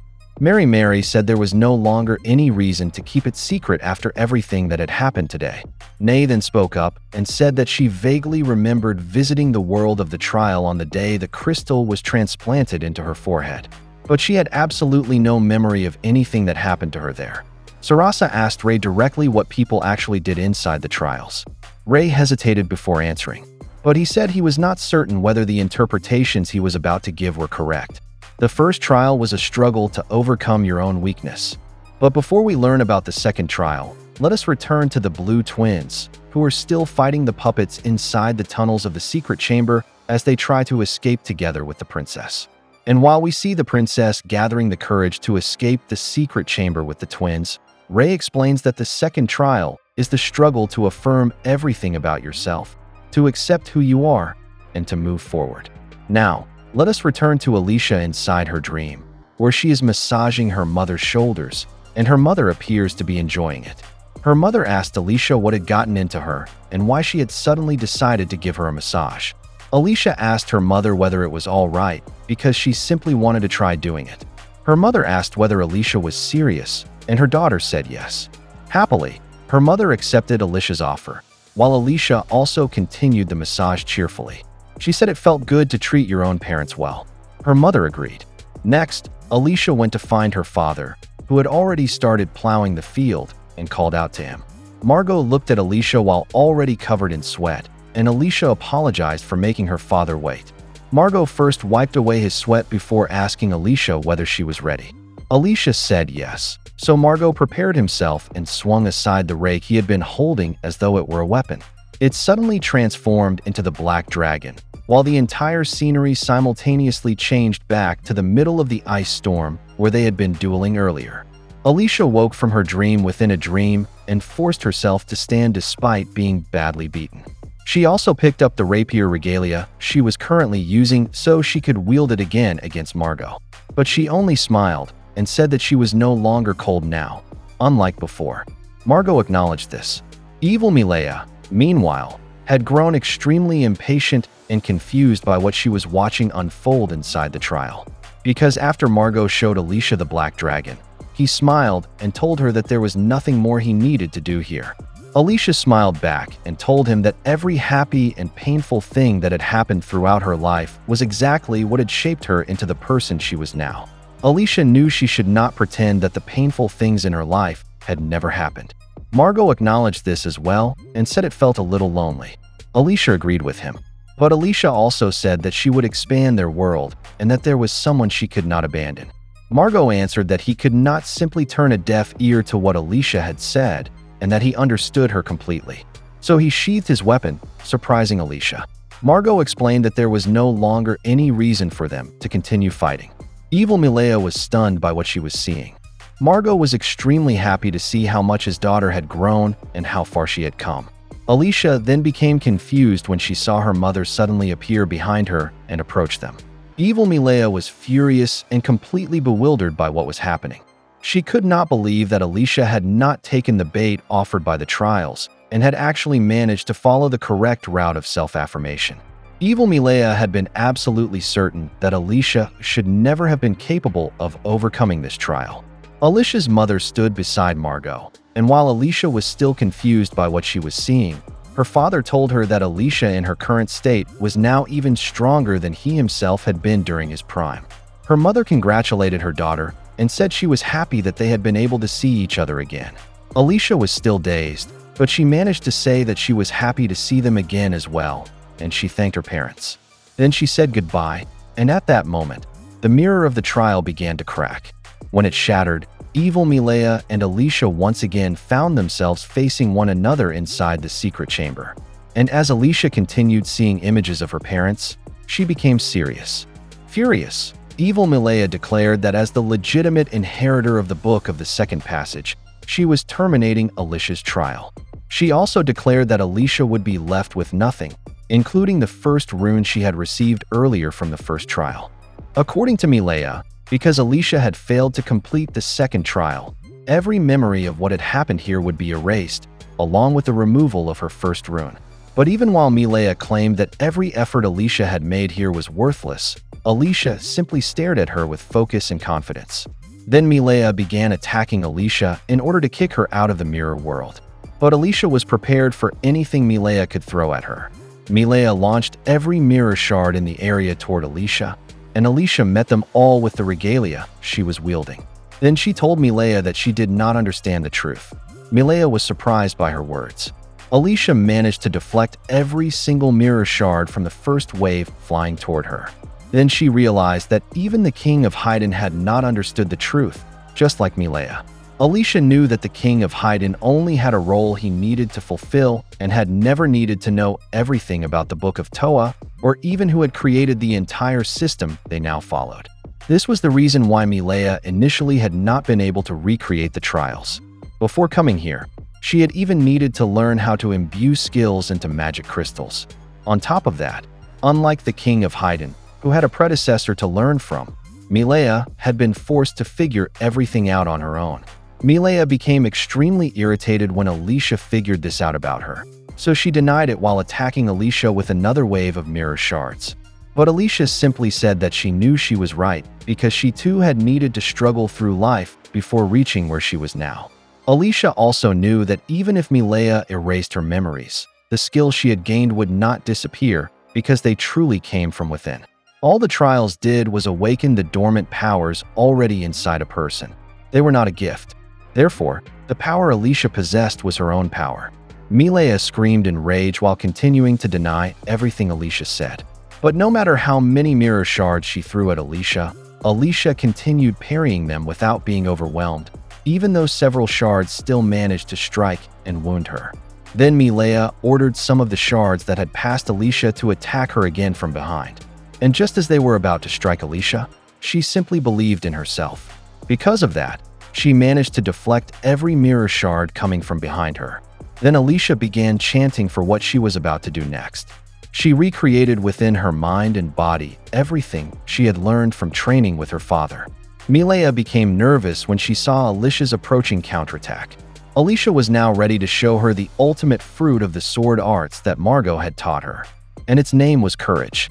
The moment Alicia spoke the word, a new rune glowed and appeared over her blind left eye. Milea could not believe that Alicia's second rune had appeared on her face. Even Alicia herself had only now realized that a rune could appear on another part of the body and not only on the back of the hand. Milea continued stubbornly refusing to accept the truth, but Alicia simply told her that the world was filled with things they still did not know. Alicia also realized that it truly had been more than 1,000 years since all the true heroes disappeared from the world. She also believed that their current race of hominids had, in truth, become an entirely different species. But she still believed they carried a tiny trace of blood inherited from the ancient humans. And this was likely deeply rooted in their drive to dream of becoming heroes. She knew that this had also been the exact situation of the late king of Haydn. Milea became bitter over the way things were turning out. Then Alicia said that it was not really Milea's fault that she did not know these things because her blood had become mixed and diluted over the course of 1,000 years.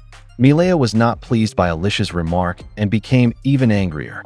She unleashed an intense electrifying attack while cursing Alicia and declaring that she would erase Alicia's entire existence using the mirror entrance. But Alicia simply told Milea to look above because it seemed Alicia was not actually the one destined to face her. Milea was stunned when she looked through an opening on the upper floor and saw 3 people peering down. Those 3 were Tygel, Leon, and original Princess Milea. Evil Milea was deeply shocked when she saw her counterpart. Leon told Milea to jump down, while Tygel assured her that they would take care of her and that she should not worry about the height. Milea placed her complete trust in the twins. Then evil Milea became confused when she saw several bottles being dropped from above by the twins. A brown paper bag followed. When the bottles shattered against the floor, Leon began chanting to activate the powder scattered from inside the paper bag. And after it spread throughout the area, Mirror Storm activated, surrounding evil Milea with multiple mirror images of herself. Alicia remained nonchalant in the middle of everything and simply swayed with the direction of the wind. Evil Milea felt insulted that they had used a mirror spell against her inside her own mirror dimension, so she simply ignored it and continued attacking Alicia. But Princess Milea immediately jumped toward her, causing even more mirror images of herself to appear around evil Milea. This became an intense distraction, and evil Milea could no longer take any action. But the greatest distraction of all was Milea approaching her face to face. The twins explained to Princess Milea that she needed to look at and examine her reflection carefully because a mirror reflected nothing but the truth. The twins asked the princess how many people she truly saw in the mirror. Who was the person actually standing directly in front of her? This was when the princess began confessing the truth about herself. She admitted that she truly did possess a dark and violent side. And because this was inappropriate for a princess, she had simply buried it deep inside herself. The outfit evil Milea wore, her urge to toy with people, all of those things were desires that belonged to the princess herself. When evil Milea told the princess that they were not the same, the princess agreed with her. It was true that she genuinely wanted to reject purity and nobility. Then the two Mileas pressed face to face in an exact mirror image position as the princess admitted that the two of them were actually one person. Because of this, the red lenses covering the eyes of evil Milea's body shattered, and she was suddenly thrown to the floor. The princess disappeared at the same time, leaving only the coat she had been wearing behind. The twins and Alicia could only stare in shock at what they had just witnessed. And just before Milea's body hit the floor, Alicia caught her so she would not be hurt. Tygel asked Leon what had just happened, and Leon answered that it looked like the two had become one. So they went down to make sure. They immediately asked Alicia how the princess was doing, and Alicia simply said she was unconscious. Alicia then expressed her gratitude that the twins had not yet managed to escape with the princess by that point because they had saved Alicia's life. Alicia had not been able to truly fight evil Milea earlier because she knew that evil Milea and the other Milea were both the same princess.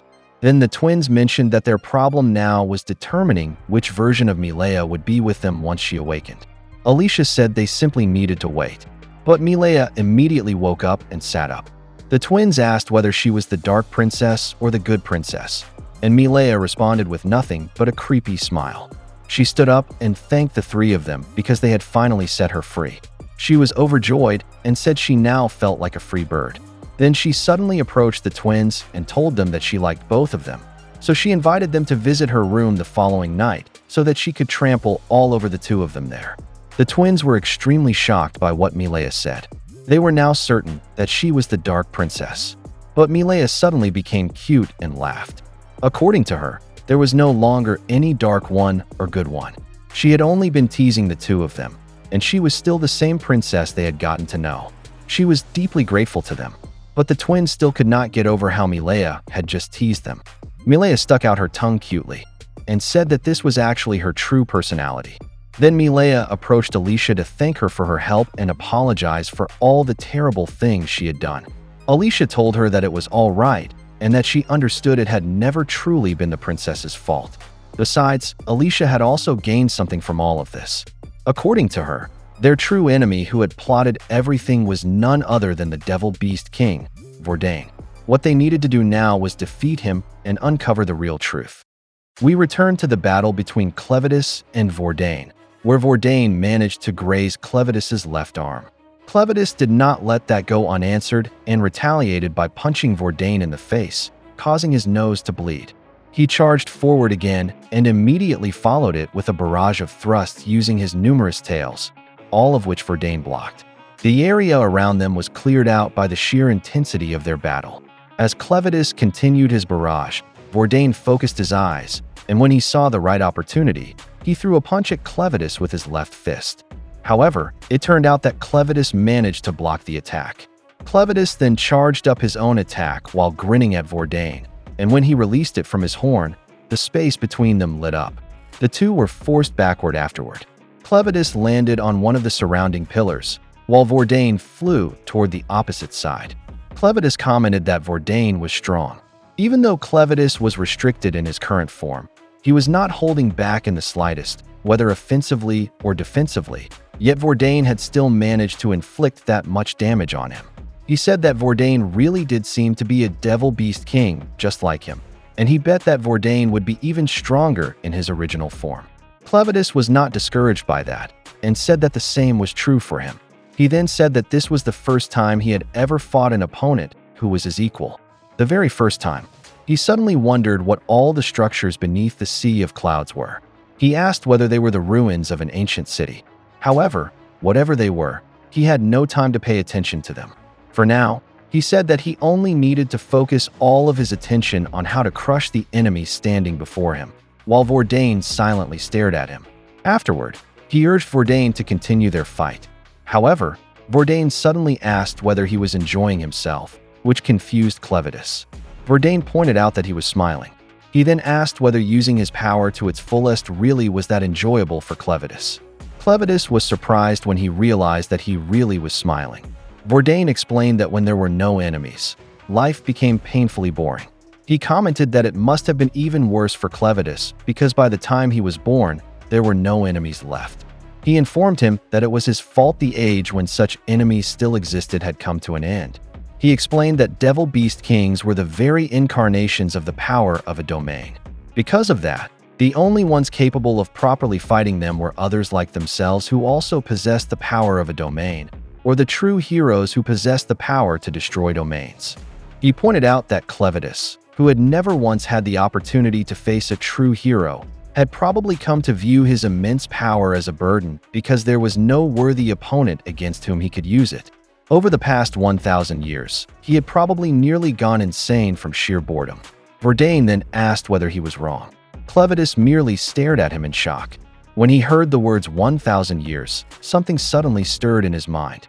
He began remembering the past, back when he had first been reborn. When he awakened, he looked around. He wondered why he was there, but immediately realized that he had probably been killed. He explained that he had no memories whatsoever of what had happened, but that was the only possible explanation. He knew that he was Clevatess, that he had just been reborn, and that he was there once again.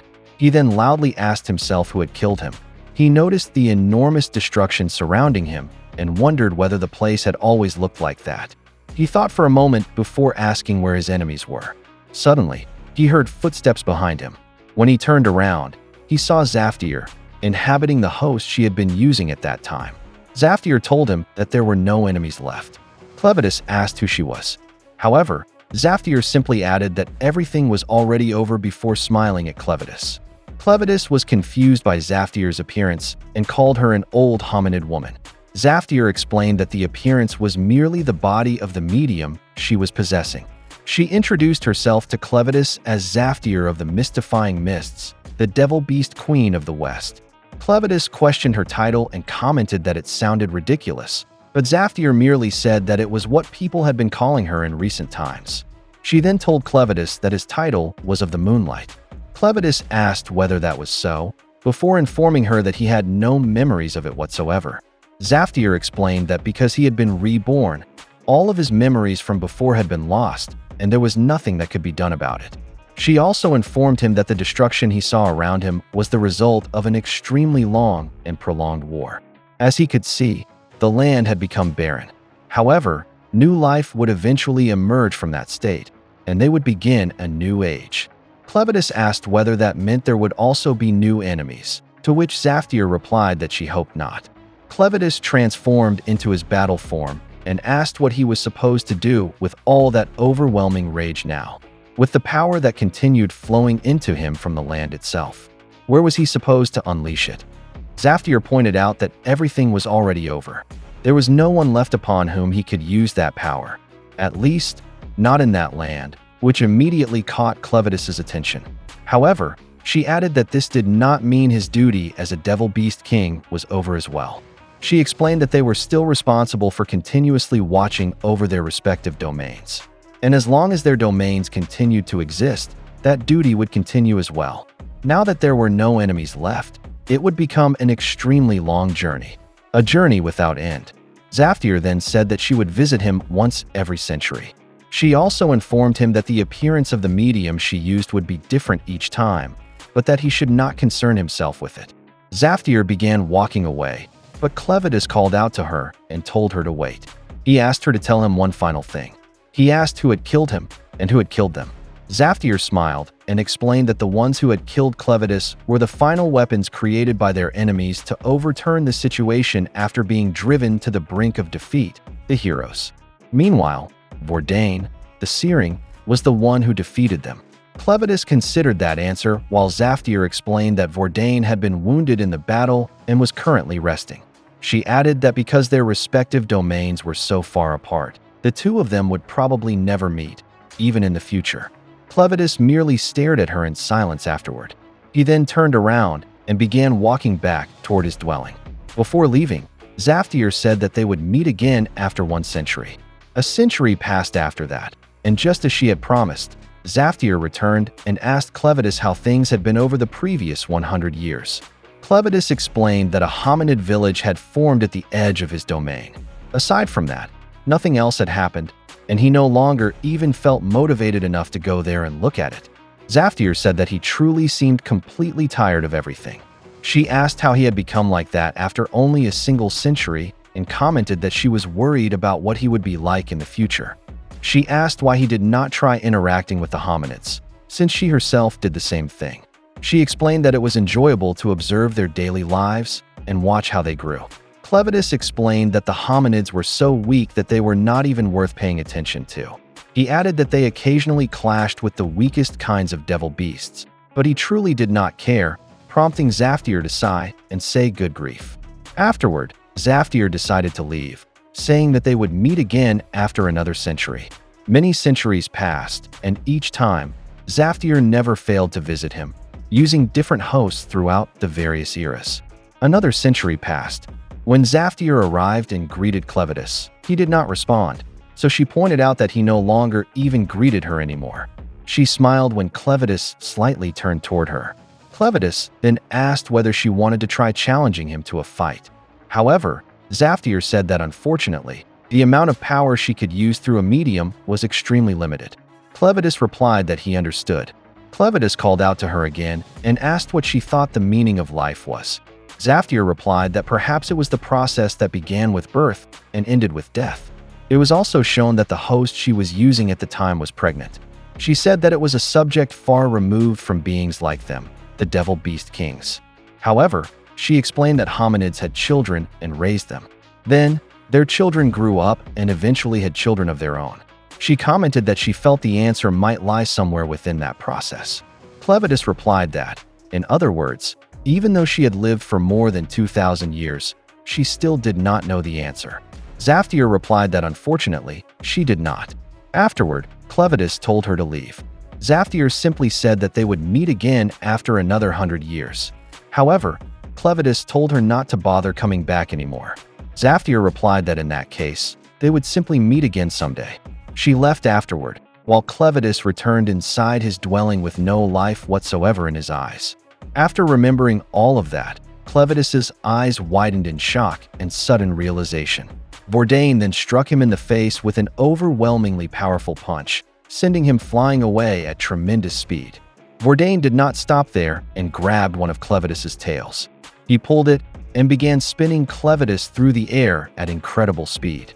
As he did so, Vordain explained that the only reason Clevatess was capable of smiling now was because Vordain himself had brought that era to an end.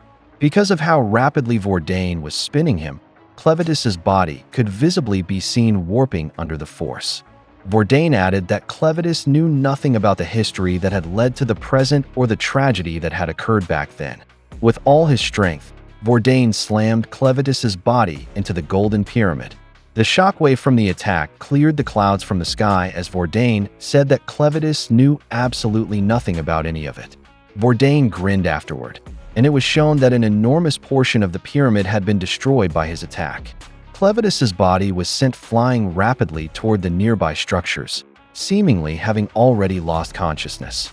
The structure he crashed into was destroyed, and he landed beside the rubble created by the impact. His body was covered in wounds and bruises afterward. Just as he was about to try standing up, he looked above and saw Vordain charging toward him again. He was unable to react in time, and Vordain stomped down on his body with all his strength. The stomp was accompanied by what appeared to be a blazing explosion erupting from the sole of Vordain's foot. Once it fully charged, it produced an overwhelmingly powerful explosion as though a volcano had erupted. Because of the intensity of the blast, the entire area was engulfed in light, while an enormous shockwave spread far into the distance. On Laswell's side, he saw the explosion and was utterly shocked by it. He commented on how absurdly powerful the flames were. He then wondered whether he could also release that much power if he ever became truly serious. However, he said that according to Zaftir, the heroes were supposedly even more powerful than that once they reached their final evolution. He looked back toward the altar where the deceased true hero rested and cursed as he thought about just how powerful the heroes must have been. As he stared at the altar, a hand suddenly emerged from the place where the true hero was lying. Afterward, we returned to Clevatess and Vordain. There, it was shown that Vordain's overwhelming attack had created an enormous crater and destroyed everything around them. Vordain's blazing foot remained planted on Clevatess's body while he still lay sprawled across the ground. Clevatess struggled to catch his breath after taking that attack, while Vordain asked whether he knew where they were. He explained that on that land, a civilization had once existed that was even more ancient than what the hominids themselves considered ancient history. He said that Toa referred to that entire land, while the Tones were a higher race of hominids who had once lived there. That was where the evil root behind everything had originated. He then asked why they, the Devil Beast Kings, existed and why the heroes had appeared and been forced to fight them. He pointed out that this was the true culprit behind everything. For an incredibly long time, all of it had remained shrouded in mystery, but there had been one hero who uncovered the entire truth. He informed Clevatess that the hero's name was right. Vordain then decided to tell him the truth about what had happened on that day and explain why everything still remained unresolved even now. It was then shown that Vordain was holding the bloodied and lifeless body of the man he had just mentioned, right? Vordain recounted that 1,100 years and several decades ago, the domain where the hominids lived was divided into 3 levels. The celestial stratum and upper stratum, where the tones lived, and the enormous lower stratum, where all the other races resided. At that time, before his invasion from the north, the hominid territory was much larger and extended much farther north. The shape of the land had changed since then, and there was now an ocean in that area, but the center of Toa had once been located north of Salcian. At that time, Vordain attempted to attack Toa using 2 enormous balls of fire. However, before they could even reach the city, a barrier blocked his attacks. Vordain commented afterward that, as expected, he could not break through it from such a great distance. He realized that they would first need to expand their domain. He dove downward to join his army of devil beasts. Meanwhile, the present-day Vordain explained that he did not know how everything had begun, but Toa had been the first to attack them. That was what the tens of thousands of years of memories engraved into his blood told him. He added that they had continued expanding their domain in response to Toa's attacks. After an incredibly long period of time, they finally managed to push them back. Their domain was now close to reaching the very throat of Toa. However, he said that once they reached that point, Toa's pawns from the lower stratum suddenly began to change. It seemed that an entirely new race had appeared. They wielded swords, cast magic spells, and used tactics that took the difference in size into consideration when fighting them. It was an enormous difference compared to the repetitive and mindless human wave attacks they had grown accustomed to. Above all else, their expressions were filled with emotion, openly displaying fear, killing intent, and more. Vordain had never seen anything like that among the hominids until that time. After all, the hominids had always seemed completely devoid of any sense of pain or emotion. Expressionless hominids stood silently behind the knights. When one of the knights was wounded, he immediately shouted at them and ordered them to bring him medicine. One of them obeyed while addressing him as hero. However, the hominid was too slow, so the hero shouted at him again and ordered him to hurry. On Vordain's side, he heard the hominid call one of them a hero, causing him to wonder about that word. The knights and mages then noticed him, so they quickly alerted the others to his presence, with excitement clearly visible on their faces.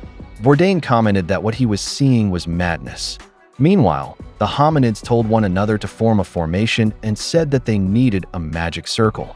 Others ordered some of them to send the shield-bearing slaves to the front and declared that they would make Vordain taste their ultimate spell. Once they had all formed their formation, they immediately unleashed their ultimate spell, Darkness Edge Tornado. An enormous tornado formed before them and rapidly surged toward Vordain. The tornado was so massive that even some of their own comrades were sucked into it and swept away. One of the mages excitedly asked whether they had managed to defeat Vordain. However, that hope immediately proved meaningless when Vordain simply stomped through the dark tornado and the hominids, tearing their bodies apart. Because of that, the mage said that their attack had barely affected him at all. Vordain prepared to follow it with another attack, causing the hominids to curse in fear. Before long, he unleashed his fireball upon them and burned every one of them to ashes. Afterward, Vordain explained to Clevatess that he was the very incarnation of his domain. However, in order for him to use his power, they first needed to expand their domain. Overriding another domain was a process that required an incredibly long time for those of lower rank. He said that it was extremely irritating that they had no choice but to wait while that happened. And if they tried to force their way straight ahead, their territory would shrink, creating the risk that their route of retreat could be cut off. Something caught Vordain's attention at that time. There, he noticed that there were 2 different kinds of corpses. He said that one was the kind of corpse they were already accustomed to seeing, while the other looked like an empty vessel, which confused him. He commented that it seemed he needed to gather information about the beings called heroes. He decided to give some of his blood to one of those empty bodies so that he could use it and create a double through his devil eye core. When his blood entered the empty body through its eyes suddenly opened, and Vordain stood up using that body. He then sent his main body back to his dwelling and decided to operate through that body temporarily. He planned to gather information from the people staying near the border of his domain. He began his mission. While searching the surrounding area, he found bodies similar to the one he was using. As he observed them, he continued explaining to Clevatess that during the short period he had spent interacting with them, he had already realized something. It seemed that the beings called heroes repeatedly came back to life even after dying, much like greater devil beasts. That was why they fought with such reckless insanity. The only field in which Toa held an advantage was sorcery, so he concluded that it was probably one of their spells. As he stared at one of the corpses there, a spirit flew out from it. Immediately afterward, the body suddenly collapsed, leaving behind nothing but blood. Vordain commented that the blood they spilled eventually transformed into or containing magical power, similar to what happened with the blood of a devil beast. He added that after such an incredibly long time, they had even begun casually copying the characteristics of the devil beasts themselves. Because of that, he cursed Toa.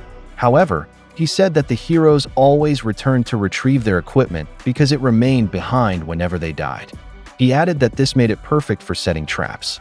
He continued moving while saying that it would become a serious problem if anyone became suspicious of his true identity. He commented that he should not remain there for too long. He ran toward a cliff. When he reached it, he looked toward the city of Toa and said that he wished he could go there. He explained that the stronger a being's magical power was, the more severely it was affected by a domain. Power-type devil beasts with weak magic could penetrate relatively far into the area. However, in exchange, their intelligence was poor. Because of that, he said that it seemed he had no other choice but to continue questioning people. Then, someone standing to the left of his position caught his attention. There, he saw a blonde-haired man looking toward Toa while holding a pen and a book. The man appeared to be writing something. Vordain wondered who he was and whether he had come from Toa's lower stratum. However, he quickly realized that he had not. He pointed out that the place was already inside his domain, so only a hero would be able to reach it alone. However, he could not sense any anger, fighting intent, or tension from the man, causing him to wonder what kind of person he truly was. He called out to the man while walking toward him. He then asked what he was doing, immediately catching the man's attention and causing him to turn toward Vordain. The man looked confused and asked whether Vordain was talking to him, so Vordain asked whether there was anyone else there. The man apologized and said that hardly anyone ever spoke to him because he did not really get along with other people. He then asked Vordain for his name, and Vordain answered that it was Vod. The man commented that it was a nice-sounding name. He then introduced himself as Wright and explained that writing was his profession, so that was the name he used for himself. Inwardly, Vordain thought that the man was thin and possessed no overwhelming presence, but he was strong. In fact, he was the strongest hero Vordain had ever seen. Wright then remembered that Vordain had asked what he was doing, so he began explaining that he was writing a book. He was currently traveling through various places while building the story for that book. Vordain was confused by this, so Wright clarified that he really was writing a book. He explained that in that world, there were no books created simply for people to read for enjoyment, but he wanted to create that kind of book. He said that he wanted to make an entertaining book like the ones that existed in the world he had originally come from, which immediately made Vordain question what he meant. Wright blushed and added that, of course, he was also doing it at Toa's request, immediately catching Vordain's attention. However, Wright said that he wanted to write a book that everyone would want to read. Through words from their world, he hoped that he could give people dreams, especially those in the lower stratum who were practically worked to death by Toa and treated as slaves by the heroes. Otherwise, it was painful to think about their condition. It was almost as though they could no longer feel anything at all. He asked Vordain whether he saw it the same way, and Vordain agreed. Wright happily said that Vordain was the very first person who had ever agreed with him. He said that everyone else immediately became angry whenever he talked about that subject, while Vordain merely stared at him in silence. Vordain then asked what Toa had requested from him. Wright asked whether he meant what Toa had ordered him to do. He then showed Vordain his runes and explained that they wanted him to use his skills, Librarian and Great Sage, to write a grimoire that would serve as a guide for the heroes. He explained that Librarian granted him the ability to imbue books with the power of a domain. Meanwhile, Great Sage was the power to guide. In other words, it was the power to make people believe whatever he wrote. He added that the grimoires he wrote could become a true story that people in that world could actually carry out. That was an enormous responsibility. He then said that he understood Toa's objective. They wanted to do something about the chaotic and uncontrollable behavior of the heroes they had summoned. He told Vordain that one of the things they told the heroes was that if they defeated the Devil Beast Kings, they would be allowed to return to their original world.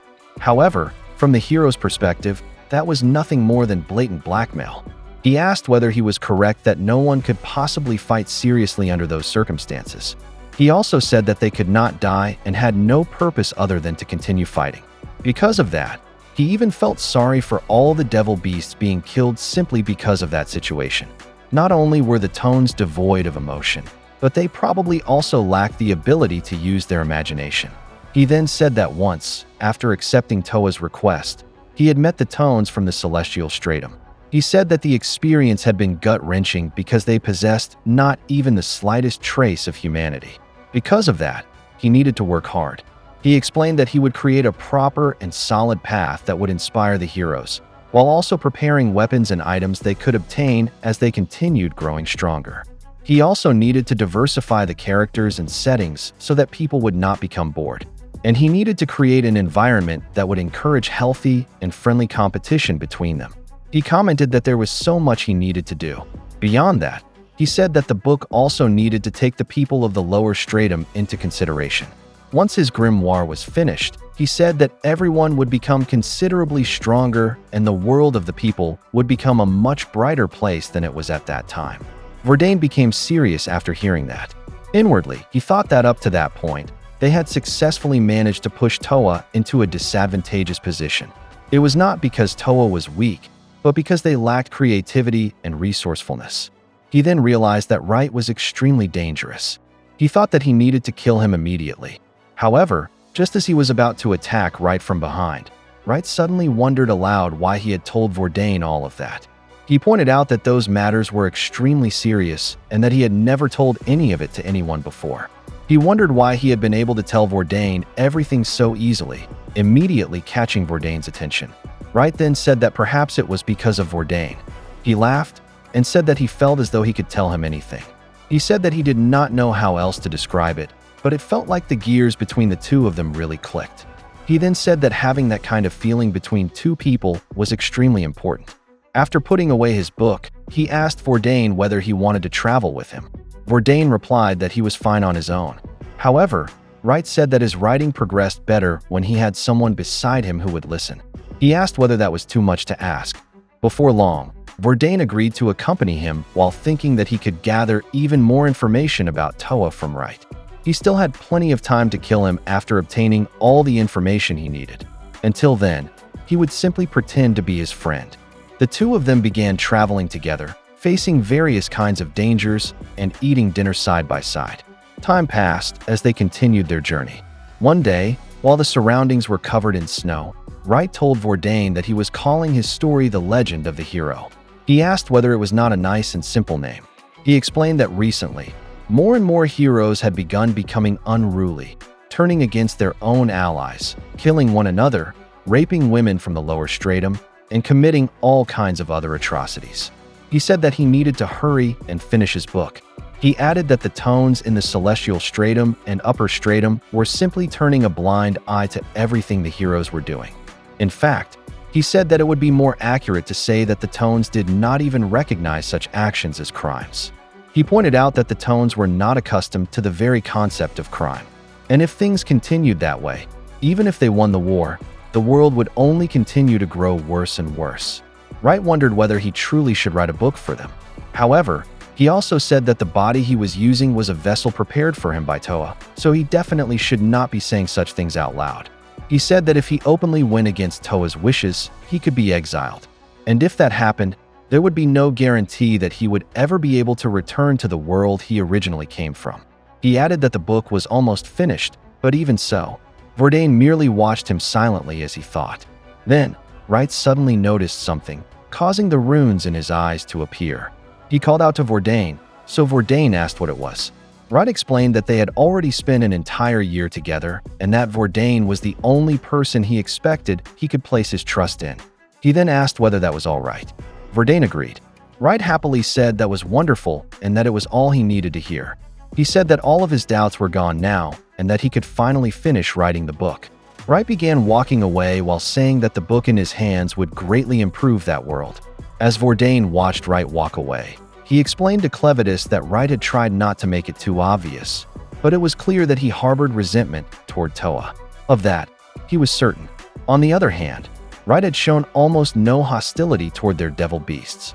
And if Wright truly intended to make that world a better place, Vordain had decided on something. He said that at the time, he would at least wait until Wright finished his book. However, after that, Wright never appeared before him again for another 4 years. Time passed, and while Vordain flew above the war, he said that recently, their territory had begun to be pushed back. He explained that the nests of the lesser devil beasts were being destroyed as soon as they were built. He added that this was not all that different from before. However, the heroes were now pushing deeper and deeper into their territory, and they were simply continuing to grow stronger. When he saw one of the hominids, he could hardly believe what he was seeing and wondered whether this was the legend of the hero. He wondered whether the legend of the hero had already begun taking effect when he saw the red swords the heroes were using to fight his devil beast army. He flew away after witnessing it and thought that perhaps he truly should not have spared Wright back then. He searched for Wright afterward, and before long, he found him standing in the very same place where they had first met. Vordain flew toward him, and Wright turned in his direction.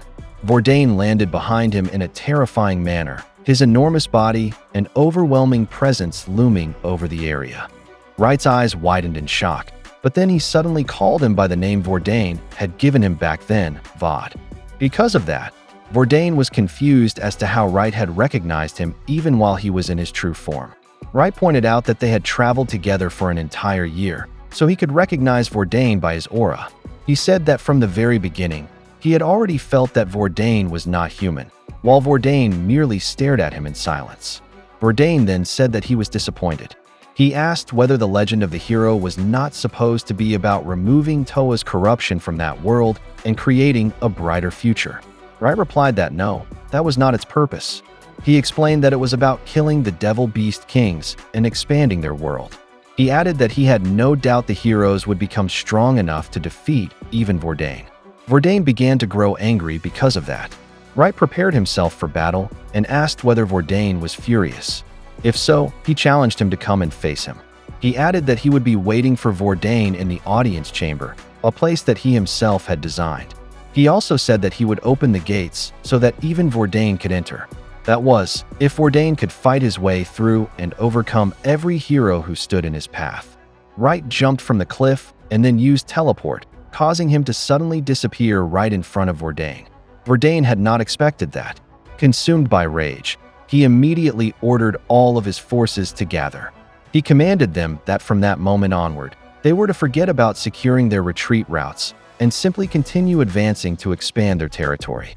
He then declared that they would exterminate every last Tone and hero. On the 25th day of their invasion, Vordain said that they had already sacrificed an immeasurable number of lives to advance that far while continuing to expand their domain. The heroes continued growing stronger, and it seemed that Laswell of the east and Clevatess of the south had already been killed. He added that it would probably take some time before the two of them were reborn. Despite that, those damn heroes kept returning over and over again, while the devil beast from the south had managed to drive them back and advance all the way there, to the center of Toa, which was protected by a magical barrier. At that time, Vordain looked toward the city of Toa and noticed that its buildings were already collapsing and that they could now approach it freely. At that moment, he commented that something was extremely strange. The barrier had once been so powerful that they could not destroy it from a distance, but now he could no longer sense any presence from it at all. Not only that, all the structures were collapsing, and he could not see any signs of hominid activity, causing him to wonder what all of it meant. He then remembered Wright saying that he would open the gates so that even Vordain could enter. Vordain looked toward the highest part of the city and decided to fly there. After reaching Toa's celestial stratum and landing on solid ground, he examined his surroundings and wondered why, despite being at the very heart of Toa, all he could see were ruins. He looked to the right, and when he examined the area carefully, he noticed a mountain of corpses. He then looked to the left and saw countless pieces of hero equipment scattered across the ground, causing him to wonder whether the heroes had abandoned Toa. He began flying while questioning what had actually happened. When he saw the enormous golden pyramid standing in the center of the city, he looked at it more closely and noticed a lone man standing atop a white pillar. He immediately recognized the man as Right, so he stared intensely at him and quickly flew toward him. When Vordain reached the top of the pillar, Right looked toward him, his eyes appearing pale. Vordain faced Right and attempted to approach him, but a barrier stopped him, which surprised him. Right apologized and informed him that the audience chamber above the pyramid had been designed so that Vordain could only enter while in humanoid form. He added that he had done so because he wanted them to speak while looking at each other at the same eye level. Vordain considered that for a moment before deciding to follow Right's instructions and transforming into his hominid form. Because of that, he was able to pass through the barrier. After Vordain landed in front of him, Right commented that he was now looking at a familiar face. He pointed out that it would be much easier for them to talk that way. Vordain walked toward him and ordered Right to explain what had actually happened there. Right asked whether he meant everything they could see around them before bluntly saying that he had slaughtered them all. Vordain was left unable to respond, which Right immediately noticed. Because of that, Right asked whether he was not happy and whether this was not what Vordain had wanted all along. Vordain explained that he was simply having difficulty believing everything because of how suddenly it had happened. He said that their side had suffered enormous casualties because Right had deliberately provoked him into launching an invasion. Yet after he had finally made it all the way there was no one left. He commented that there was nothing funny about what had happened. He pointed out that he knew Right harbored resentment toward Toa. But if Right had intended to exterminate them all along, why had he not simply said so from the beginning? Vordain added that if Right had simply told him, they would not have needed to make so many sacrifices. He then urged Right to explain himself. Right said that in the world he originally came from, there was a saying, if you wanted to deceive your enemy, you first had to deceive your friends. He explained that he needed to deceive everyone, so he strengthened the heroes in order to earn Toa's trust. The book he had written, The Legend of the Hero, consisted of 5 volumes, and its contents had truly strengthened the heroes to their absolute limits. He asked whether Vordain did not already know perfectly well just how powerful they had become.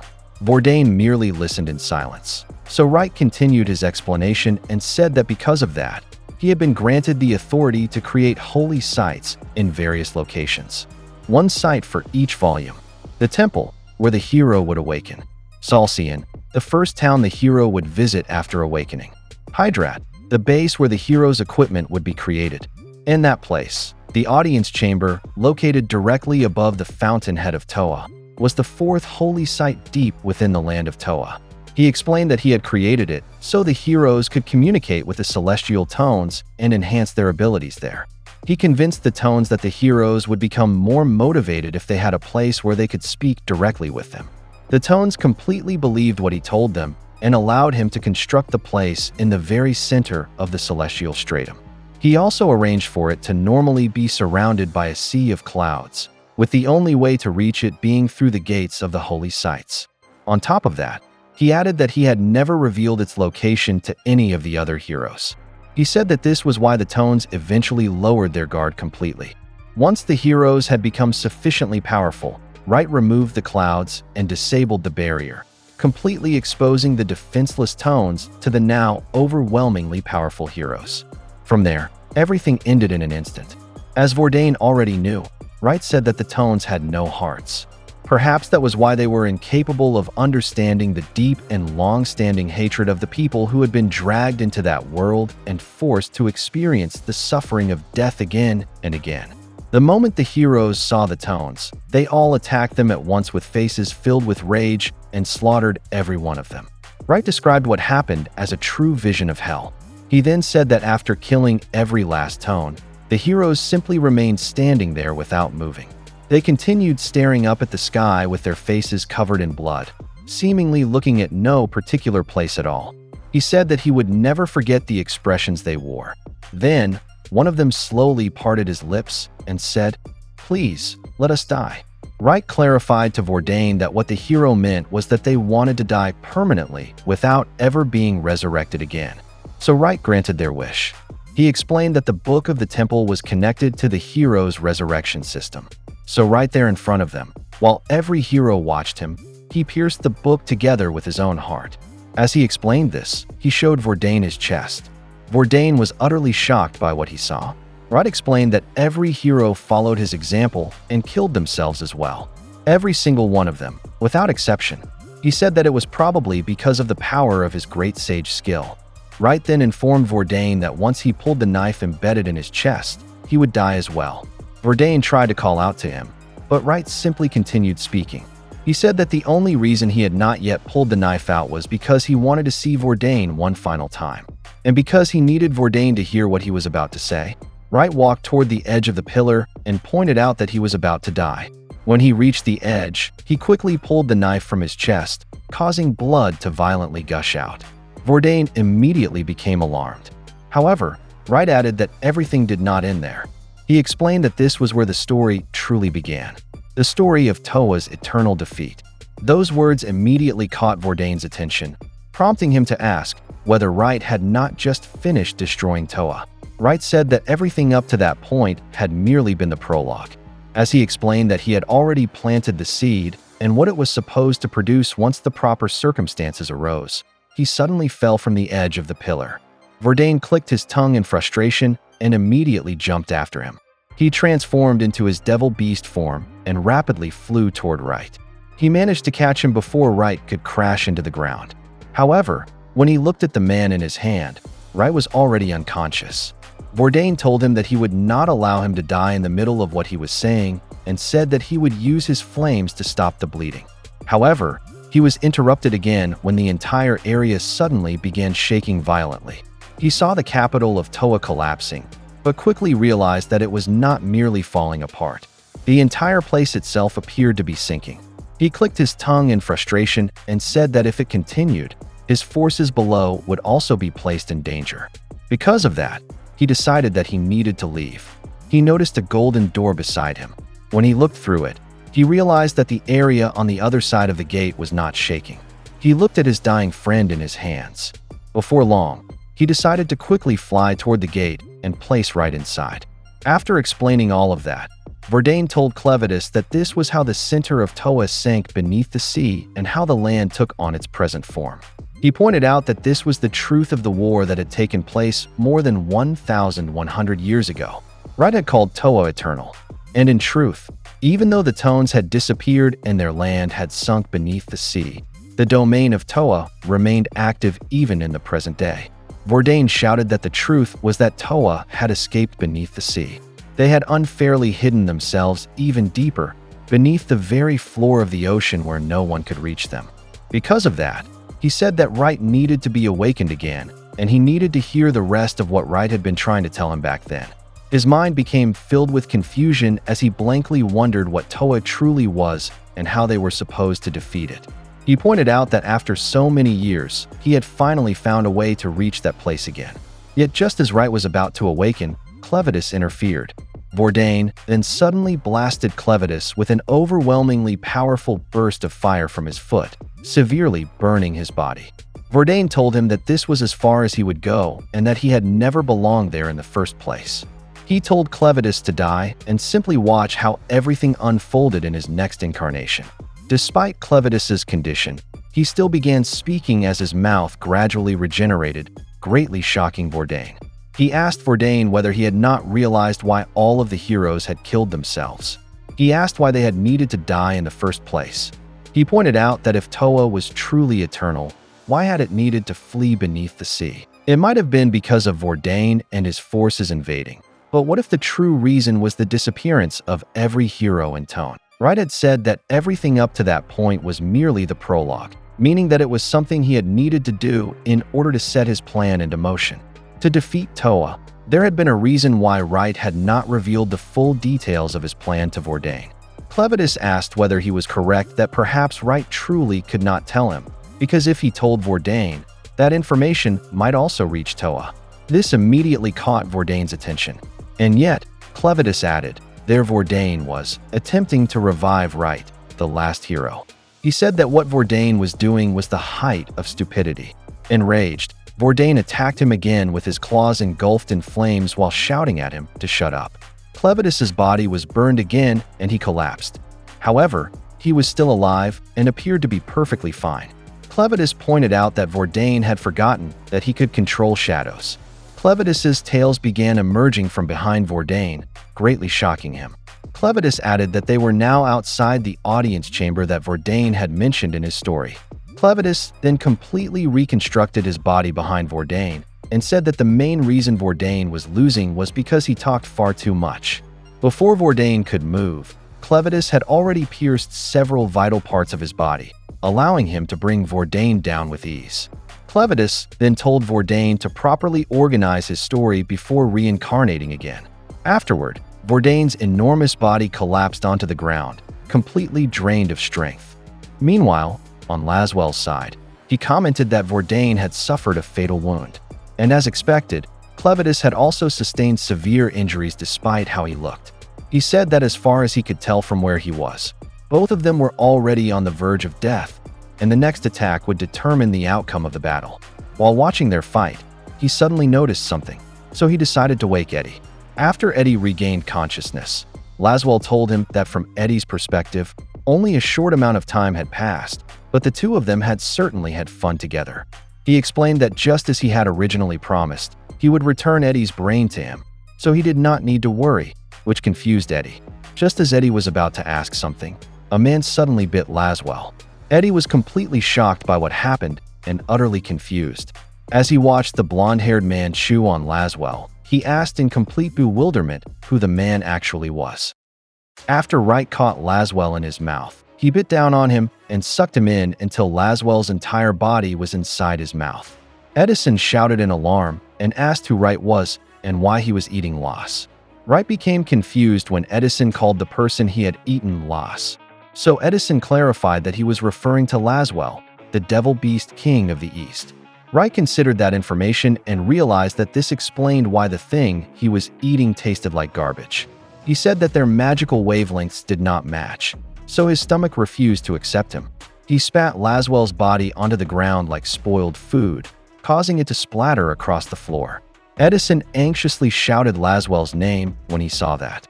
Wright then noticed that Edison appeared to be one of the slaves, or a Slaadan, and asked how he was capable of speaking so properly. He had assumed that he had already stolen all those faculties from them. Edison was confused when Wright mentioned stealing them, so Wright realized that everything might have been caused by that man, Wright. He commented that this had caused him an enormous amount of trouble. He said that ever since all his pawns disappeared at the same time, he had been unable to move on the surface until that day. He admitted that it had been a miscalculation. However, in exchange, he said that he had gained an enormous amount of time to think. He thought about why he had failed, what he should have done differently, and what human emotions truly were. He then declared that he would never fail again. Edison anxiously asked who that man was. Wright, or rather the being occupying Wright's body, replied that he was Toa. An expression of overwhelming shock appeared on Edison's face when he heard that. Toa then raised his right hand, and a fountain pen surrounded by a scarlet-like aura suddenly appeared in it. Toa began writing characters in the air as though it were a sheet of paper, greatly shocking Edison. The entire area began glowing afterward, forcing Edison to cover his face. When he managed to look and see what had appeared, he saw Toa surrounded by an enormous cross-shaped aura as he began to fly. Because of the intensity and immense reach of the light, it was clearly visible from where Clevatess and Vordain were. When Clevatess saw it, he told Vordain to look. He commented that something appeared to have awakened in the direction of the light, immediately catching Vordain's attention. Vordain immediately attempted to stand despite his severe injuries, while thinking that it was right. However, he felt the severity of his wounds, forcing him to stop and simply watch for the moment. As the two of them observed it, Clevatess asked whether that was the true hero Vordain had been searching for all this time. The sky around them began to split apart, and an enormous amount of water poured through the cracks. When Clevatess noticed it, he commented that the land itself also appeared to be rising. He said that it seemed the place really had sunk beneath the sea. A short while later, the center of Toa completely emerged from beneath the ocean. We then returned to Salsian Academy, where Alicia and the others had managed to escape from the dark world. Leon commented that he felt as though they had forgotten something, prompting Tygel to think about it. Alicia then heard a tremor and asked whether the others could hear it as well. Milea confirmed that she could and added that the mist had also disappeared. Milea wondered whether the disturbance was coming from the sea, but then thought of a possible explanation. Alicia asked whether she had any idea what it might be. Milea agreed and explained that according to the records, the ancient capital of Toa had once been located in the sea north of Salsian. Because of that, Alicia urged them to climb onto the balcony, which they immediately did. She explained that she could sense Klen and was certain that he was there. Meanwhile, on Zaftir and Gart's side, they also saw the light created by Toa. Because of this, Gart asked what it was. Zaftir explained that it was the light of Toa's domain and added that it appeared Toa had awakened. We then returned to Clevatess and Vordain. When Vordain saw Toa's face, he immediately thought that it was right. However, Clevatess suddenly charged forward, greatly shocking him. Clevatess pointed out that it was a repulsive creature. Whatever its true identity was, he could not allow it to roam freely. He declared that he needed to exterminate it right there as his form gradually began to change. Vordain attempted to stop him, but Clevatess refused to slow down. Because of this, Vordain followed him while telling him to wait. He said that he had waited more than 1,100 years for that moment, so he needed to speak with Toa. Clevatess turned to look at him. Before long, Vordain managed to block his path and ordered him to stand down. Clevatess responded by ordering him to move aside. However, Vordain merely told him to be quiet and once again insisted that he needed to speak with Toa. When Vordain looked at Toa again, he became even more convinced that it truly was right. He began remembering the times Wright had shared his views, stories, and plans with him, as well as the final words Wright had spoken before passing away. He then shouted that he needed to speak with Wright as he attempted to approach him. He called out to Wright, but instead of speaking to him, Toa wrote another spell in the air. When Toa finished writing it, a sudden flash of light appeared and effortlessly sliced Vordain's body into numerous pieces. The pieces of Vordain's body began falling like scraps of cut paper as he continued calling Wright's name. Toa merely watched him in silence, while Clevatess called Vordain a fool. Clevatess pointed out that this was what he deserved for failing to look carefully into Toa's eyes. Clevatess completely transformed into his battle form, causing the entire area to become filled with blinding white light. This immediately caught Toa's attention. Clevatess then transformed his central horn into something resembling an enormous drill and introduced himself to Toa as Clevatess of the Moonlight. He charged forward with all his strength while telling Toa to remember that name before returning to nothingness. In response, Toa wrote another spell and released it toward Clevatess. However, Clevatess easily erased it, immediately catching Toa's attention. Clevatess's attack came extremely close to Toa, causing the enormous scarlet light to distort and produce a powerful shockwave. The shockwave reached an incredibly distant area. Alicia and the others also felt it, prompting the twins to ask what that shockwave was. Zaftir and Gart also felt the shockwave. Zaftir immediately recognized that it had come from Clevatess. We then returned to Clevatess. It turned out that Toa had effortlessly caught his overwhelmingly powerful attack. As he did so, Toa said that what Clevatess was doing was useless and that it was still not the right time. After saying that, Toa suddenly disappeared from in front of Clevatess. Because of this, Clevatess's attack merely tore through the air and flew an enormous distance away. It carved a long and deep trench across the sea and cleared the clouds from the sky with its overwhelming force. His attack also destroyed the golden pyramid beneath them. Clevatess clicked his tongue in frustration when Toa managed to escape. He commented that Toa really had gotten away from him. Afterward, he returned to his original form. He landed beside Vordain. After observing him for a few moments, he called Vordain's name. He explained that the rebirth of a devil beast king could take no less than several days and no more than several years. He then pointed out that Vordain's body was enormous, so it would probably take even longer before he was reborn. As Vordain's body began turning to ash, Clevatess said that he hoped Vordain would no longer be burdened by any unnecessary memories the next time around. The body of the devil beast king of the north completely disappeared afterward, as Clevatess added that they would meet again. Afterward, he commented that he had already used a considerable amount of power and wanted to rest for the time being. We then returned to Zaftir and Gart.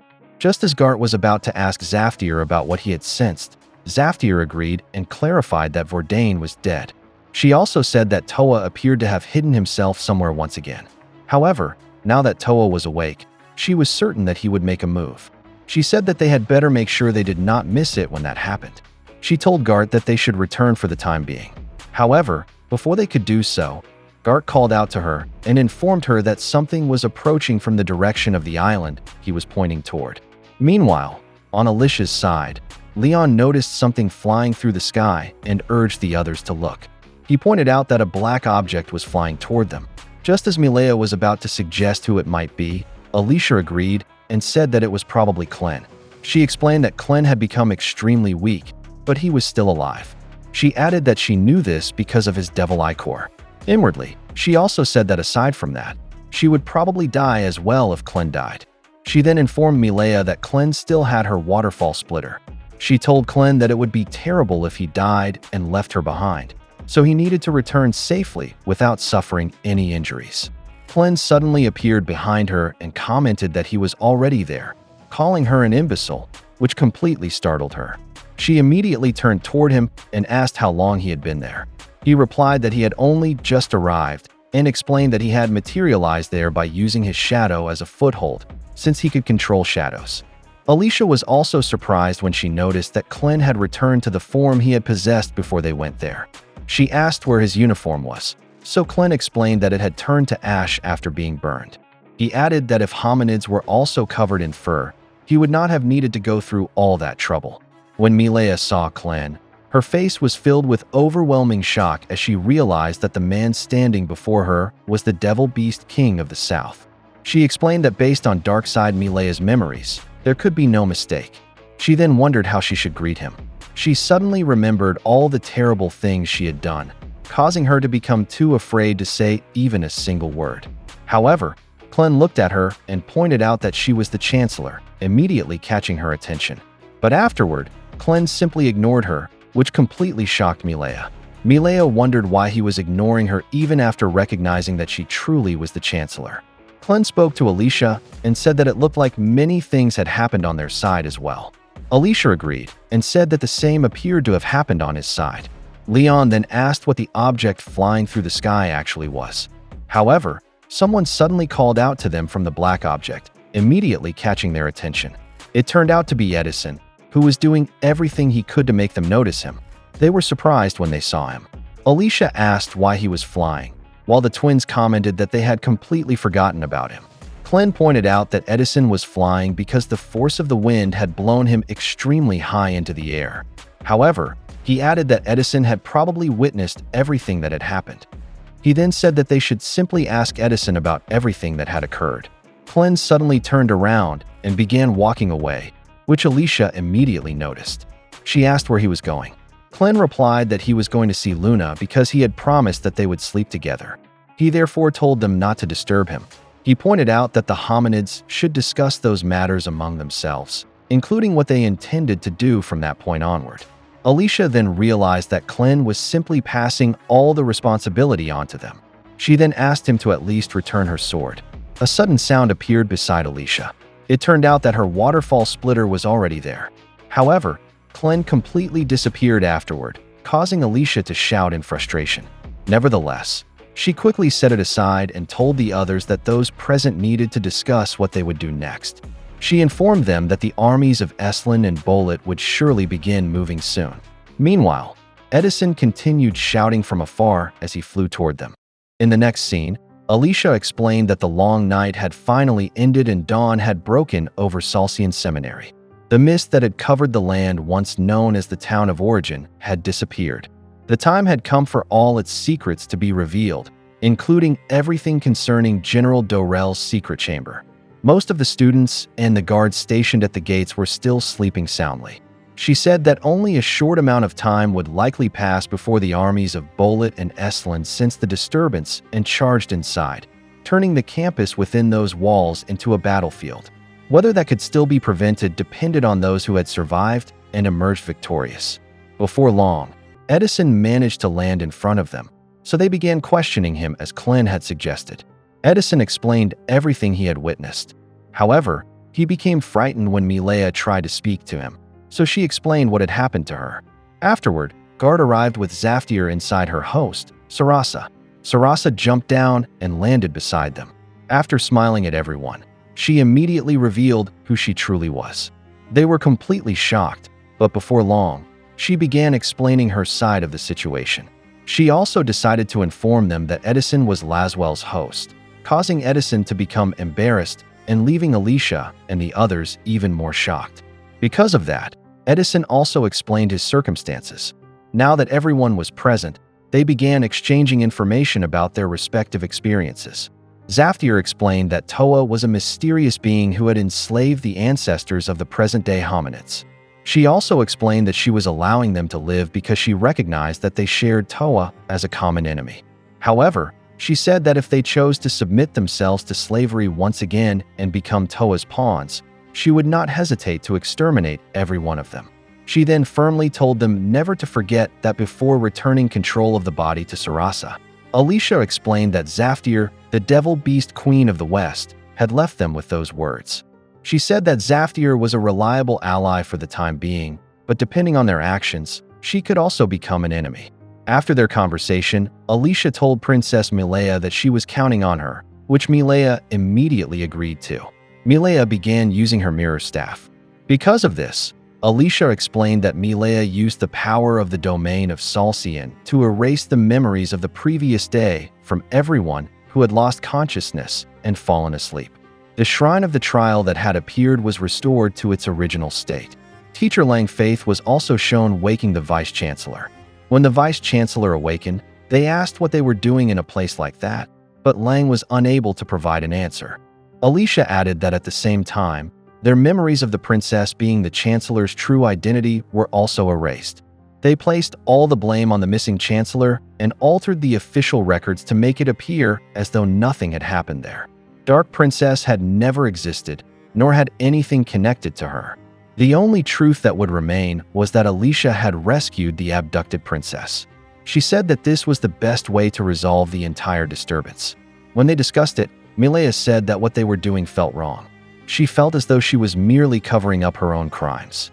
Alicia explained that if it were revealed that Milea had been the mastermind behind the incident, war would undoubtedly become unavoidable. She also said that most of their story was not actually a lie. She added that Milea was an important ally and that they might need her help in the battles they would face in the future. While that was happening, Gart spoke with Rod Royce about the situation.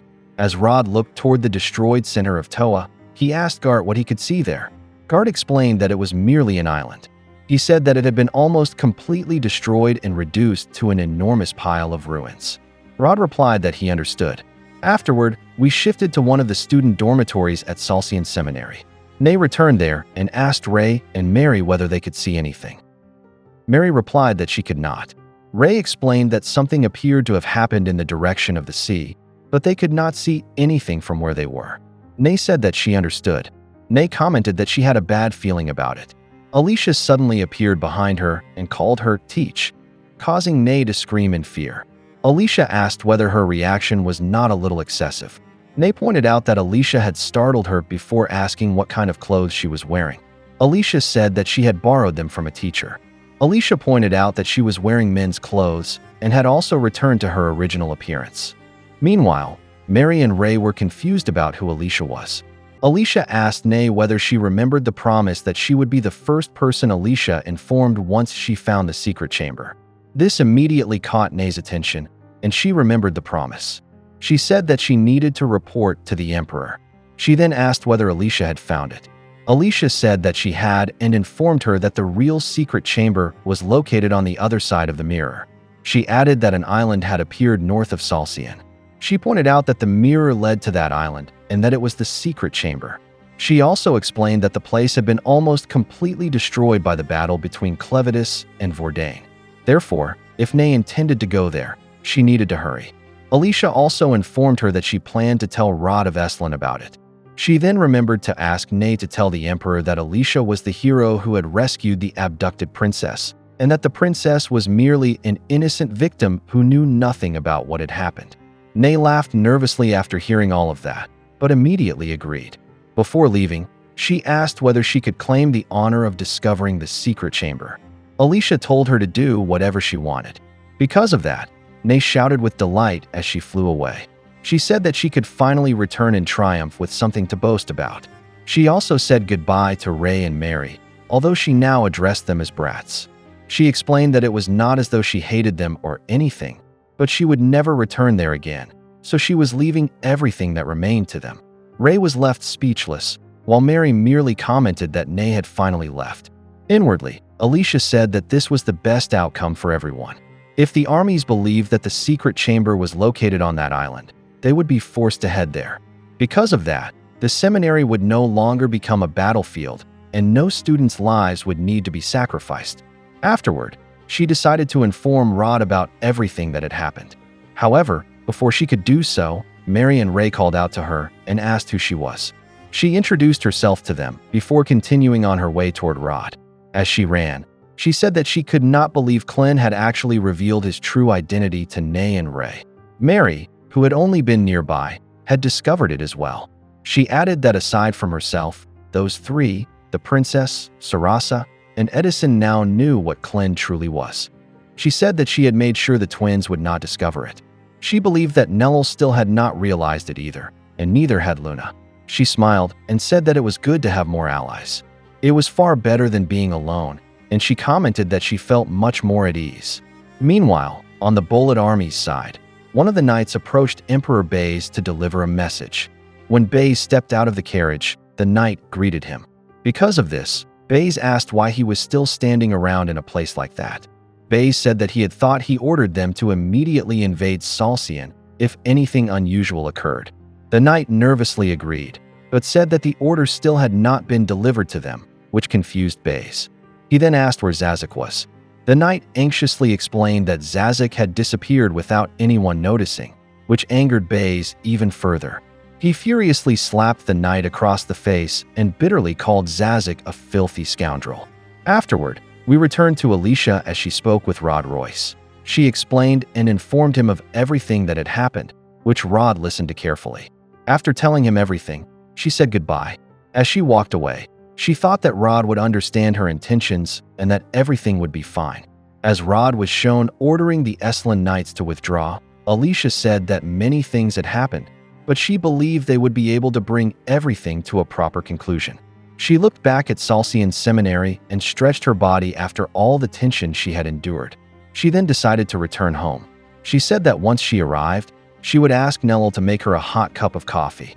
She wondered whether everyone was doing well and whether they were waiting for her to return. She also said that there were so many things she wanted to tell them. She laughed at her own thoughts and remembered that Clyn had said he had promised to sleep with Luna or something like that. She commented that he had once looked down on humans and had never been the kind of man who would make a promise like that. She added that whatever the reason might be, it appeared that even Clyn had softened considerably. In that case, she said that she hoped he would also become a little kinder to her. However, she immediately set that thought aside and said that someday she would become strong enough to defeat Clyn and pin him down. She then looked up at the sky and commented on how clear it was. Suddenly, she felt an intense wave of dizziness and collapsed onto the ground. Completely confused, she thought that everything had suddenly turned black. She could no longer tell the difference between up and down, as though she had lost every sensation in her body. At that moment, she realized that something had happened to the Devil Ichor. As her face gradually turned pale, she feared that the worst had happened to Clyn. We then shifted to Clyn's side, where it was revealed that Zazik had punched him directly through the chest, with his fist emerging from Clyn's back. Blood began flowing from Clyn's nose and mouth as he stared ahead, while Zazik grinned in delight at what he had accomplished and commented that Clyn had been far too careless.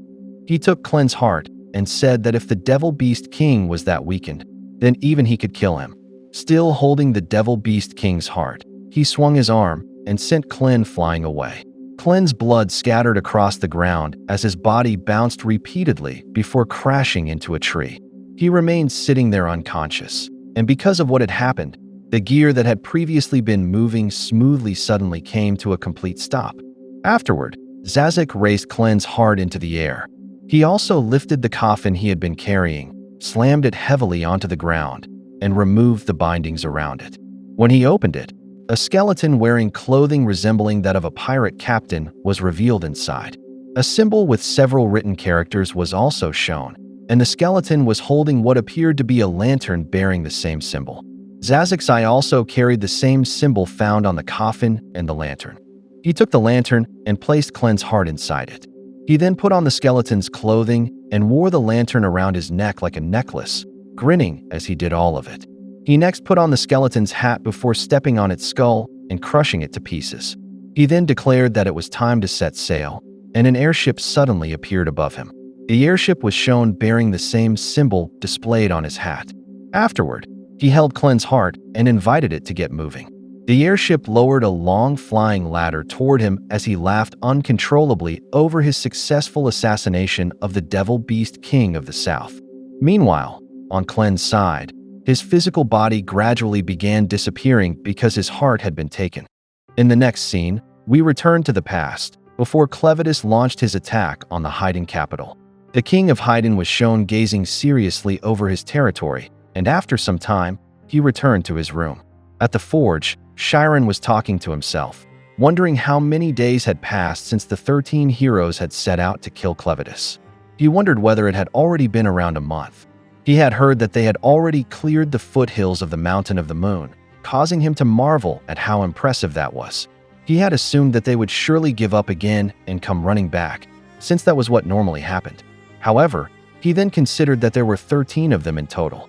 13 heroes armed with the king's ultimate treasures. He then wondered whether they might actually manage to succeed. However, he also said that would be bad for him. He said that if everything went well, the king might decide that there was no longer any need to make a 14th ultimate treasure for him. After finishing the apple in his hand, he tossed what remained of it into a box while saying that he had already come this far. However, he wondered how he could force the king to choose him as a hero.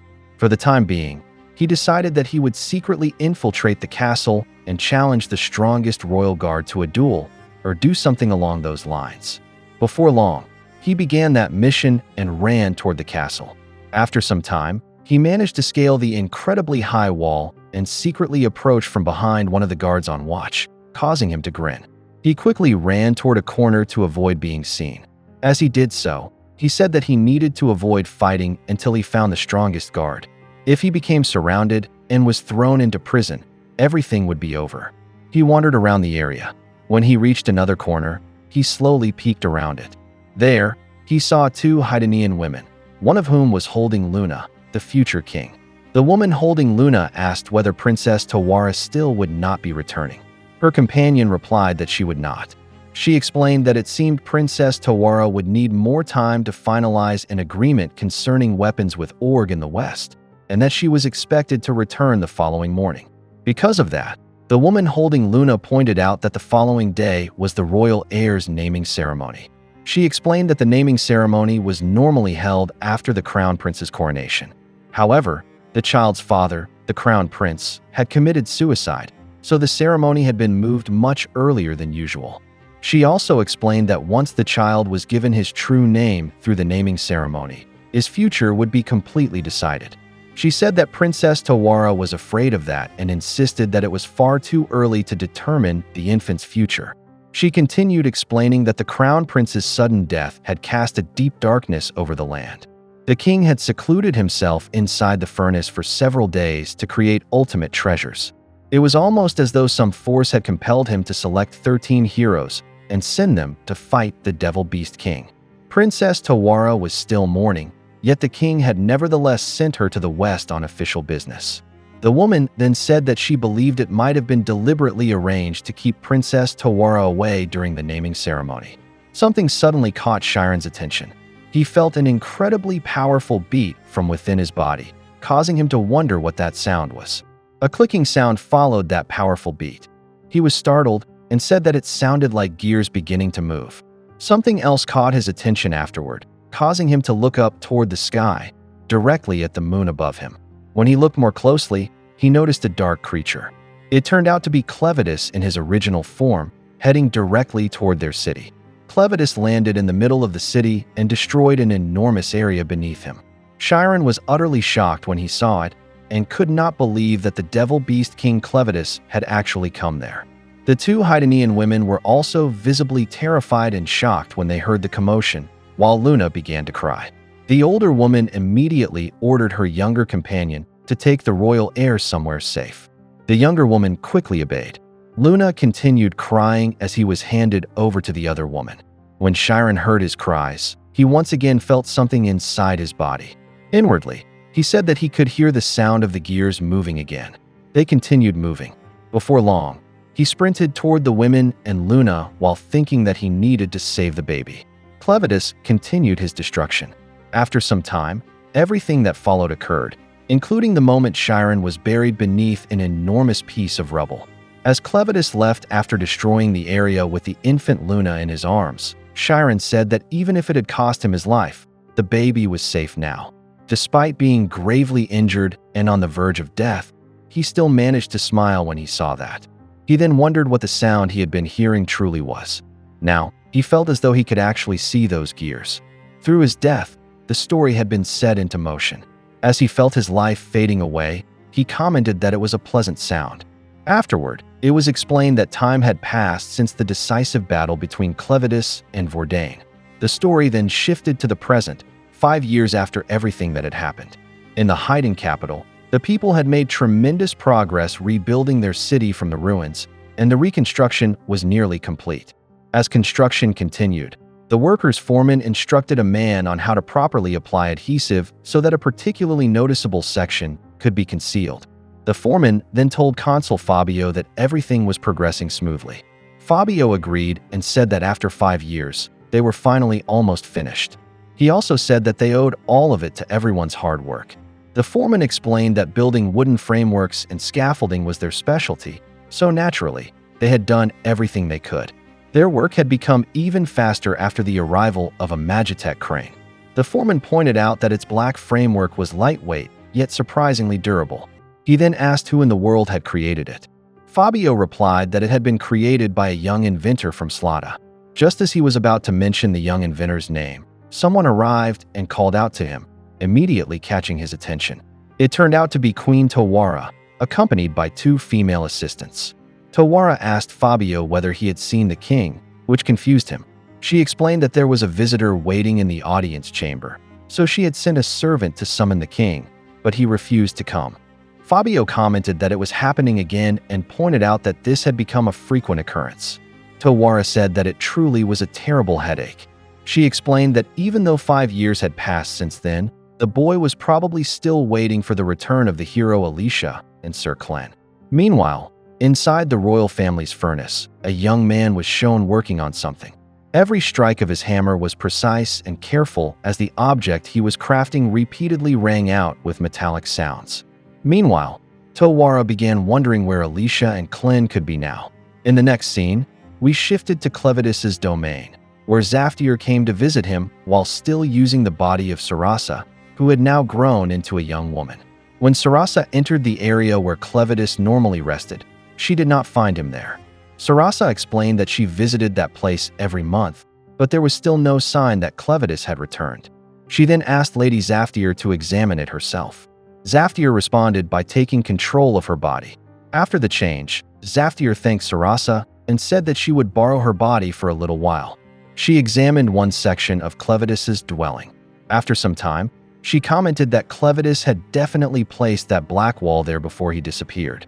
She said that because it had not vanished yet, it meant that Clevatess had at least not been completely destroyed. She pointed out that 5 years had already passed. If he had died, he should have been reborn long ago, especially since his previous rebirth had taken only 3 months. She then said that according to Garth's report, the hero Alicia had also disappeared on that very same day. Because of that, she commented that it was probably connected to the thing Garth had seen, the flying ghost ship. She said that it appeared and disappeared without warning like a ghost, and even she did not know what it truly was. She added that it was also remarkable that it had managed to escape Garth's pursuit through the skies. She wondered whether it used illusionary arts similar to her own, or whether it possessed the ability to travel into another dimension like the power of Salsian's Book of Toa. However, she said that whatever the answer was, there was a strong possibility that the ship was connected to the disappearance of Clin and Alicia. Even so, if that were true, it remained a mystery why they had made no move for 5 entire years. She added that there was one more thing troubling her. However, before she could finish speaking, the scene shifted to Haydn inside the castle. Rod Lois had come there. While waiting for Tawara, he stared at the portrait of the late king. Tawara arrived and apologized for making him wait. Rod turned toward her, and the two began talking as they walked. Rod brought up the emergence of a new type of magic. He explained that he had come there because he humbly wished to hear the king's opinion on the matter. He added that following the Salsian incident, they had discovered General Dorell's secret chamber. It turned out to be an island where ancient relics had been resting. However, just as the island had begun emerging, it became the battlefield of the Devil Beast Kings. Because of that, it was almost completely destroyed and reduced to a barren wasteland. He added that he could not even imagine what had happened between the two of them. However, there was no doubt that the place had once belonged to an ancient civilization deeply connected to the origins of the hominids, making its importance and value immeasurable. He added that conflict between Eslan and Bolet had unfortunately erupted once again. Eslan insisted that the island belonged to them because they had discovered it, in accordance with the secret agreement among the 3 nations. Bolet, meanwhile, argued that the agreement was no longer valid because the place had turned out to be an island rather than a chamber. Rod then said that it was probably around that time when those things began appearing, white beings resembling tiny lights. He explained that before anyone even realized it, they would simply be floating behind them, looking down at them from above. They did not actually do anything. They merely floated in the air, and other people could not see them. He then said that the strange part was that if someone acknowledged and spoke to one of them, it would answer directly through a voice that only the person who addressed it could hear. It seemed that more and more young people were developing the ability to see them. In the field of magic, those beings had come to be called spirits. Rod then asked Tawara whether she knew about them. Tawara replied that she did and explained that they were also spreading throughout Haydn. Just as she was about to say that they did not appear dangerous for the time being, something suddenly flew away from the furnace, immediately catching her attention. Rod asked what had happened. Tawara nervously explained that she had been about to go to the royal furnace, but the king had suddenly flown away, which surprised Rod. She worried that this had happened even though Rod had traveled all the way from Eslan to visit them. She then commented that the boy truly was difficult to deal with. However, Rod did not seem bothered by it. He said that the king of Haydn appeared to be growing into a free-spirited and energetic young man. Luna flew rapidly through the sky, apparently heading toward Clevatess's dwelling. Rod then suggested that while they waited for Luna to return, they could drink some tea and discuss the current state of their respective countries. Slightly irritated, Tawara said that she would give Luna a serious scolding when he returned, causing both of them to laugh. Afterward, we shifted to the training grounds. There, Nella was shown training in hand-to-hand combat alongside the other soldiers. She prepared to perform their usual punching exercise. However, when she focused her punch directly forward, it created an overwhelmingly powerful gust of wind that sent the soldiers in front of her flying. She was completely shocked by what she had done. Their instructor scolded her and told her to position herself farther away because she was far too powerful whenever she threw a serious punch. She immediately apologized, while their trainer ordered her to run 3 laps around the perimeter of the castle walls, which she immediately obeyed. She began running without hesitation, and as she did so, she said that she needed to protect His Majesty King Luna until her master Clen and the hero Alicia returned. She needed to work hard so that she would be ready to protect him. Because of her physical strength, she quickly made her way around the perimeter of the castle walls. While that was happening, we returned to Zaftir's side. After thinking about what might have happened to Clevatess, she decided that it was enough for the day and told Sarasa that they should leave, commenting that Clevatess was not coming back. Once Sarasa regained control of her body, she said that she wondered where Clevatess and Alicia had gone. She then noticed something in the distant sky, causing her to turn toward it and carefully observe the area. She saw 3 monstrous birds flying through the sky, seemingly looking down at something below them. She was surprised and wondered why that boy was there again.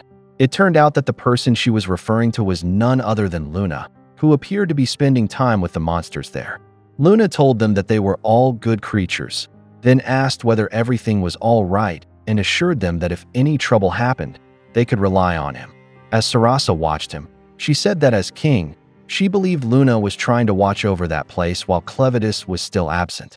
Luna began walking around with several of the monsters, and while he was doing so, Sarasa secretly approached him from behind. She covered his eyes and told him to guess who she was, startling him. When Luna turned toward Sarasa, he was surprised to see her and called her Big Sis Sarasa. Sarasa commented that, as usual, the devil beast seemed to adore him, while calling him Little Boy Luna. Luna blushed in embarrassment and asked her to stop calling him Little Boy, pointing out that she knew he was still the king of Haydn.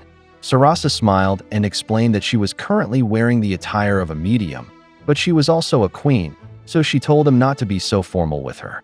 All of the animals began running away when she arrived, leaving her slightly disappointed.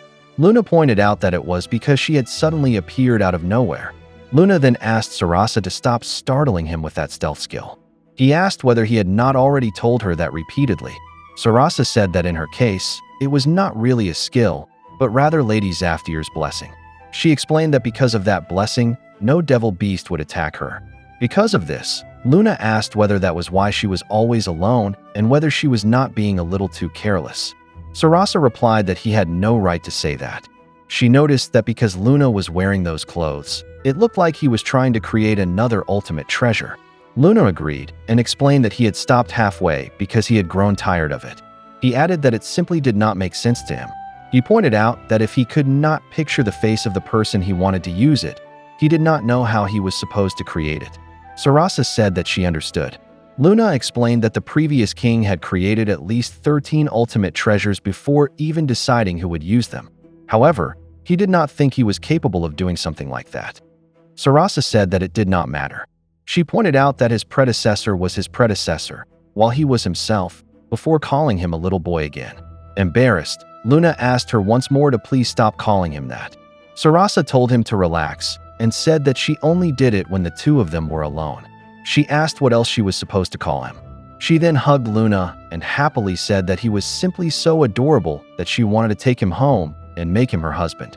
Luna pointed out that they were both monarchs and that such a thing would not be a good decision. Because of that, Sarasa stopped hugging him and asked whether that meant he did not like her. Luna explained that it was not that he disliked her. He then asked whether she would be willing to live with him in Haydn if they got married. Sarasa became excited again and asked whether that meant they both had feelings for each other, causing Luna's face to turn even redder.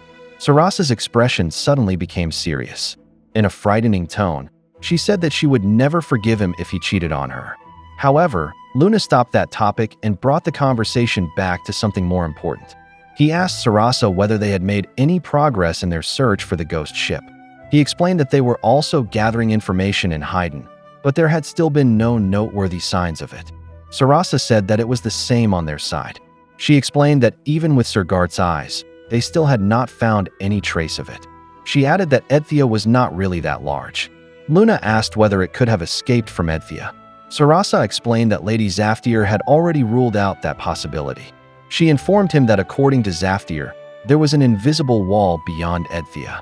Edthea was surrounded by the territories of the 4 devil beast kings, and beyond those territories was a clear, invisible wall. She said that she had heard that even devil beasts could not cross it, much less hominids. She then said that according to Lady Zaftier, the wall existed to imprison Toa, while the devil beasts and devil beast kings existed to guard it. Luna asked what was on the other side of the wall. He explained that he could fly as well, but whenever he traveled too far from Hydrat, he would fall. Sarasa replied that she did not know. She explained that according to Zaftier, as far as she could see, there was nothing there except animals. She then said that no matter what, it would be impossible for the ghost ship to cross the wall if even the devil beast kings themselves could not do so. Therefore, it had to still be somewhere inside Edthea. They needed to find it for Clevatess and the hero Alicia, both of whom had disappeared. Luna began wondering why the ghost ship had not appeared again since it vanished, what the objective of those aboard it was, and where it had originally come from. He then said that everything about it remained a mystery. If only they could go to Salcian, where it had last been seen. He explained that ever since the incident, Bey's wards, the Emperor of Bolet, had strictly closed their borders. He informed her that they had attempted negotiations several times, but they had always been rejected. Sarasa added that on top of that, Eslan and Bolet were currently fighting over the island. Luna commented that he also could not completely understand what the king of Eslan was thinking. He explained that the temple from the first passage had already appeared in Eslan, but he wondered what they were actually doing there. He then said that he wanted to try going to Salcian. He wanted to search for any trace that might still remain there, no matter how small. He happily said that he could not wait to show those two how much he had grown, while Sarasa merely watched him in silence. Sarasa suddenly thought of something, prompting Luna to ask whether something was wrong. Sarasa asked whether she was correct that everything would be fine as long as they could secretly enter without being discovered. Luna said that he did not know how to use any stealth skill like Sarasa. He then asked whether she could request something like that from Zaftir. Sarasa replied that she could not simply share Lady Zaftir's blessing with someone else. She then said that she had suddenly remembered that a friend of hers had asked her to try something interesting he had created. She informed Luna that she had told him she did not need it because she already possessed Zaftir's stealth blessing. However, if Luna could use it, they might be able to reach Salcian without anyone noticing them. Luna became excited and asked whether that was really possible. Just as Luna was about to ask who the friend Sarasa mentioned was, she immediately cut him off and said that it was the same person who had helped rebuild Hydrak Castle. It was none other than Edison Lucraft. She explained that he was an extraordinary inventor who was always creating strange things using his skill. Because of that, the two happily decided to head toward Slada, the land of water. Meanwhile, back at Hyden Castle, as Rod and Tawara drank tea, Rod realized that it seemed the king would not be returning. Because of that, Tawara let out a sigh of slight disappointment and embarrassment. In the next scene, we shifted to a snow-covered region north of Eslan, the Dragon's Snowfield. There, Gart was shown continuing to fly through an incredibly powerful snowstorm. However, after some time, two enormous dragons blocked his path. They informed him that beyond that area lay the domain of Lord Vordain, the Devil Beast King of the North. They then ordered him to state his purpose. Gart introduced himself and explained that he had come there as a representative of Zaftir, the Devil Beast Queen of the West. He said that according to Zaftir, unusual movements had been occurring within the northern domain, so she had ordered him to investigate because Vordain's rebirth was drawing near. He added that because the King of the North would lose his memories, it was his duty to inform him of everything that had happened in Salcian. Because of that, the two dragons allowed him to pass. They said that the rebirth of their king was what they desired most, and invited him to witness it together with them. Gart merely watched them in silence afterward as one of the feathers from his wing fell away. The three of them then flew toward the crater of a nearby volcano and landed above it. The magma boiled as overwhelming heat engulfed their bodies when they arrived. However, Gart slowly descended toward the deeper part of the volcano. He commented on the extreme heat of the place. He then wondered whether Vordain truly revived from a place like that before landing closer to the magma. The intense heat continued enveloping the area while the magma began bubbling and violently churning. This immediately caught Gart's attention, causing him to wonder whether the rebirth was truly beginning. He then noticed an enormous presence rising from the depths. A massive claw emerged from beneath the magma and gripped the rock in the center. After that, an enormous body gradually began to rise. Before long, Vordain's entire body emerged from the magma and looked toward Gart. Gart commented in amazement that this was the rebirth of a Devil Beast King. He said that the presence being emitted by that king was overwhelmingly intense and terrifying. However, his attention was immediately drawn to an incredibly loud sound from above. He looked toward its source while wondering what the noise was. Suddenly, he saw one of the dragons that had escorted him falling from above with blood flowing from its mouth.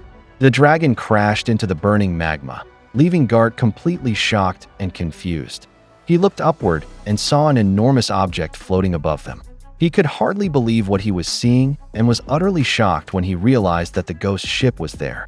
Zazik was then shown clinging to the side of the enormous airship. He shouted that he had been waiting for that exact moment for a very long time. Verdane also looked in his direction. However, his gaze did not seem to be focused directly on Zazik, but rather on the lantern hanging from his neck, where Clevatess's heart was being kept. When Verdane looked more carefully, Clevatess's eyes appeared to open from within and stare back at him. On Gart's side, when he saw Zazik, he became certain that this truly was the bandit leader. Zazik then called out to his subordinates, Marcy and Tost, and ordered them to take care of the little ones.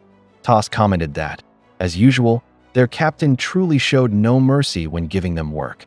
As Marcy prepared to release her arrows, she said that there was nothing they could do because that was simply how Zazik was. The arrows began glowing as she aimed them. When she released them, they flew as though they possessed minds of their own. Gart managed to evade them, but he was surprised when he noticed that their color made them look like ultimate treasures. Marcy said that they were not ultimate treasures while referring to Gart as a talking devil beast.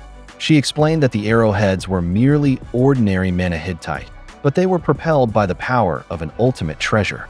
She called it the power of the hedgehog, while recalling a devil beast resembling a hedgehog. Afterward, she fired 3 more arrows toward Gart. They flew at incredible speed, but Gart managed to evade them again. However, the arrows suddenly changed direction and came back toward him, greatly shocking Gart. Marcy explained that it seemed he had only barely managed to avoid them. However, the arrows would continue pursuing him until they struck something. She added that they would never stop as the arrows continued chasing Gart. Gart clicked his tongue in frustration as this happened. Meanwhile, Marcy fired even more arrows while wondering how many more Gart would be able to evade. Tost commented that Marcy was lucky because her bow was so easy to use. His own weapon, Monkey Drop, used water as arrows. He recalled the appearance of the devil beast connected to that power and added that he still had to wet his hands every single time he used it. However, he said that its piercing power was second to none. He created a water arrow from his wet hand after soaking it using the barrel of water on his back. When he fired it at the other dragon that had escorted Gart, it easily pierced straight through the dragon's neck, bringing it down without any difficulty.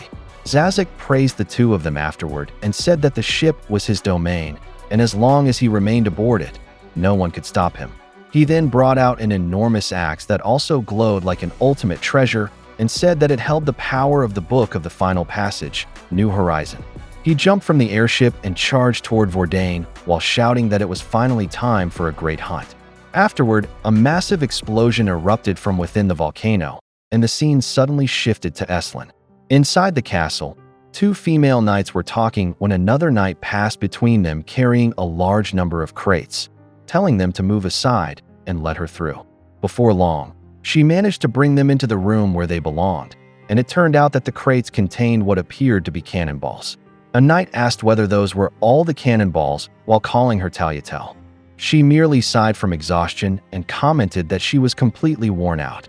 She explained that because she was so powerful whenever she used her ultimate treasure, Heaven's Gate, everyone always made her work far too much.